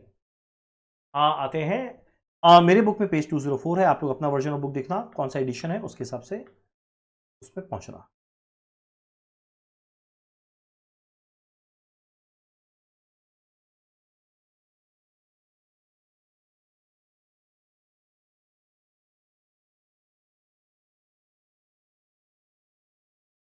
चलो आज हम लोग डिस्कस कर रहे हैं स्टैंडर्ड कॉस्टिंग। पहला बात, स्टैंडर्ड कॉस्टिंग में वर्ड स्टैंडर्ड कॉस्ट का मतलब क्या।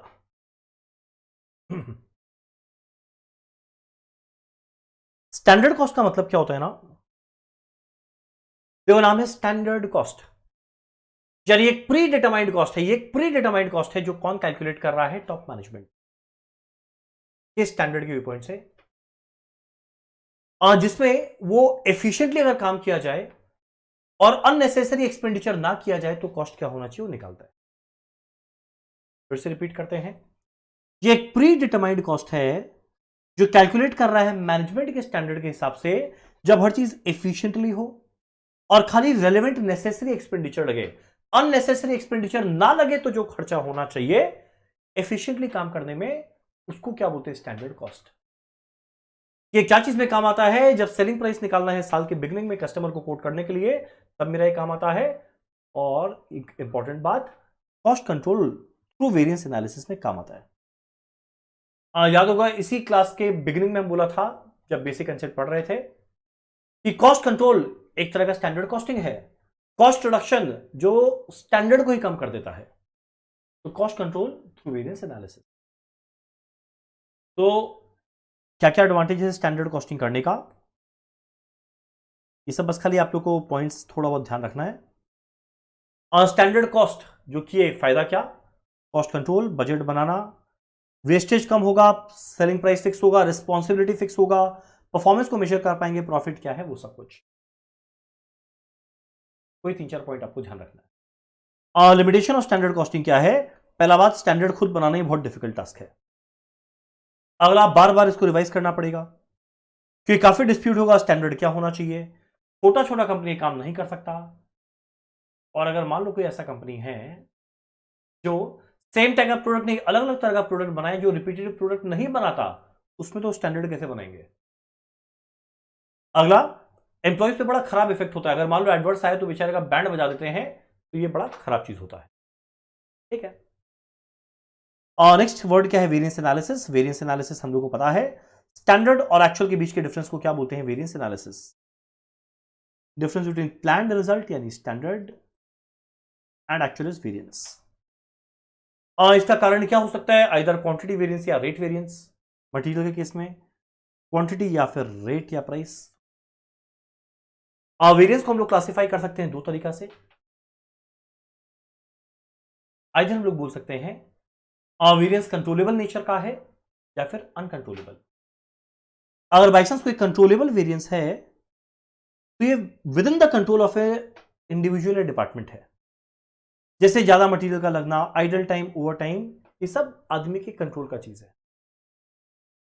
अगला होता है अनकंट्रोलेबल, कंट्रोलेबल है, एक uncontrollable, which is beyond the control, not with in the control of any individual या डिपार्टमेंट। अब मार्केट में प्राइस चेंज हो रहा है, इसमें बेचारा परचेज डिपार्टमेंट क्या करे।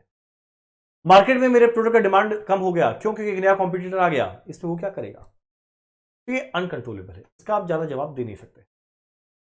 तो fluctuation in market prices, demand, ये सब। ये पहला क्लासिफिकेशन का तरीका था, कंट्रोलेबल या अनकंट्रोलेबल। एक और तरीका होता है फेवरेबल या एडवर्स। फेवरेबल जिससे प्रॉफिट बढ़े, एडवर्स जिससे प्रॉफिट गिरे। Very easy. एग्जाम में जनरली क्या पूछता है, नेक्स्ट पेज में जो दो थ्योरी लिखा हुआ है वो दोनों इंपॉर्टेंट है।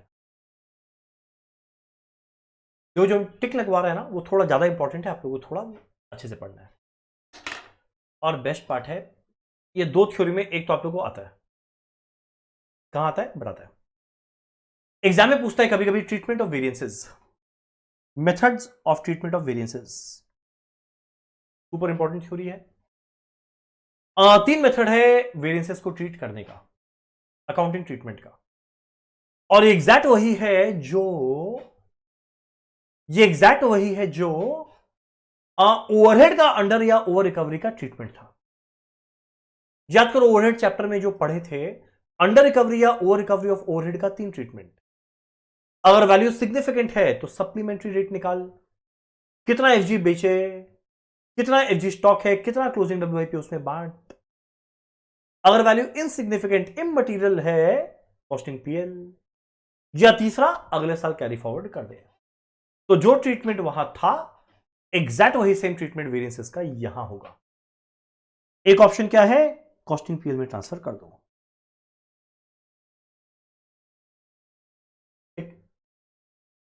अगर पूरे वेरिएंसेस को कॉस्टिंग पीएल में ट्रांसफर कर दिए, यानी जितना भी मेरा कॉस्ट आया वो सारा स्टैंडर्ड ही रहेगा। कि अगर एक्चुअल ज्यादा या कम है तो डिफरेंस को तो कॉस्टिंग पीएल में डाल दिए, यानी मेरा हर एक चीज डब्ल्यूआईपी हो, एफजी हो, कॉस्ट ऑफ सेल, सब कुछ किस पे निकलेगा, स्टैंडर्ड कॉस्ट सारा वेरिएंसेस गया कॉस्टिंग पीएल में।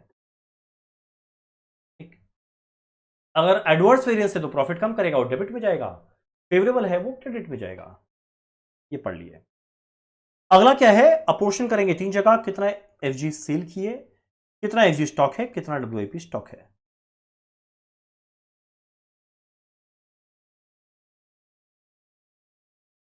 इस सिचुएशन में क्या रहेगा, ये सिचुएशन के अंदर में हम लोग क्या करेंगे, ये मेथड क्यों अच्छा माना जाता है, ताकि जो स्टैंडर्ड में चल रहा था उसको हम वापस से एक्चुअल में कन्वर्ट कर दिए।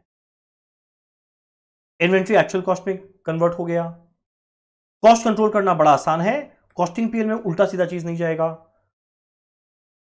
तो ये मेथड अच्छा मेथड है। और तीसरा मेथड जो उतना बढ़िया नहीं है, अगले साल उस बैलेंस को कैरी फॉरवर्ड कर दे, carry forward to next year.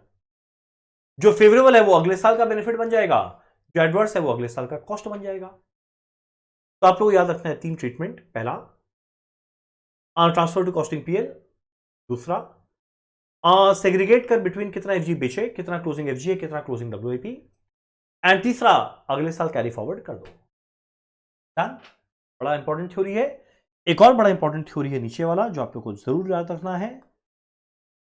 अब इतना ट्रिक क्यों लगा दिया, तो ये difference between budgetary control and standard costing.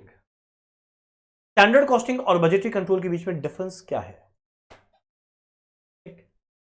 क्या डिफरेंस है जरा सुनो।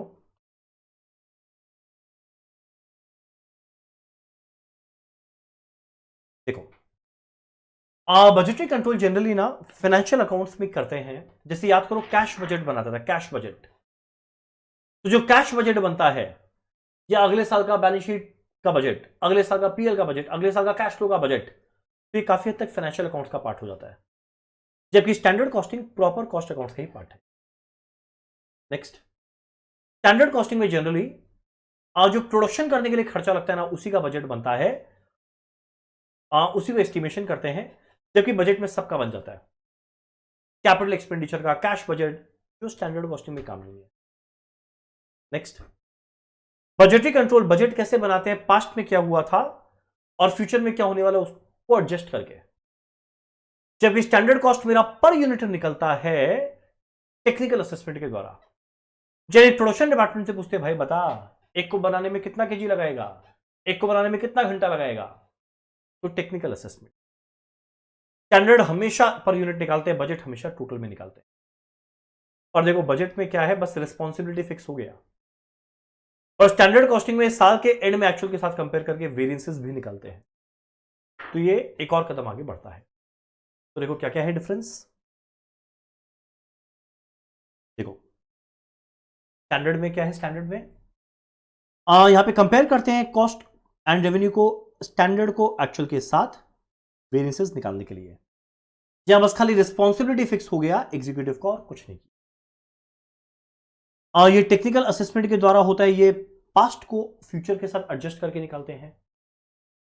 ये कॉस्ट अकाउंट्स का पार्ट है, ये फाइनेंशियल अकाउंट्स का पार्ट है।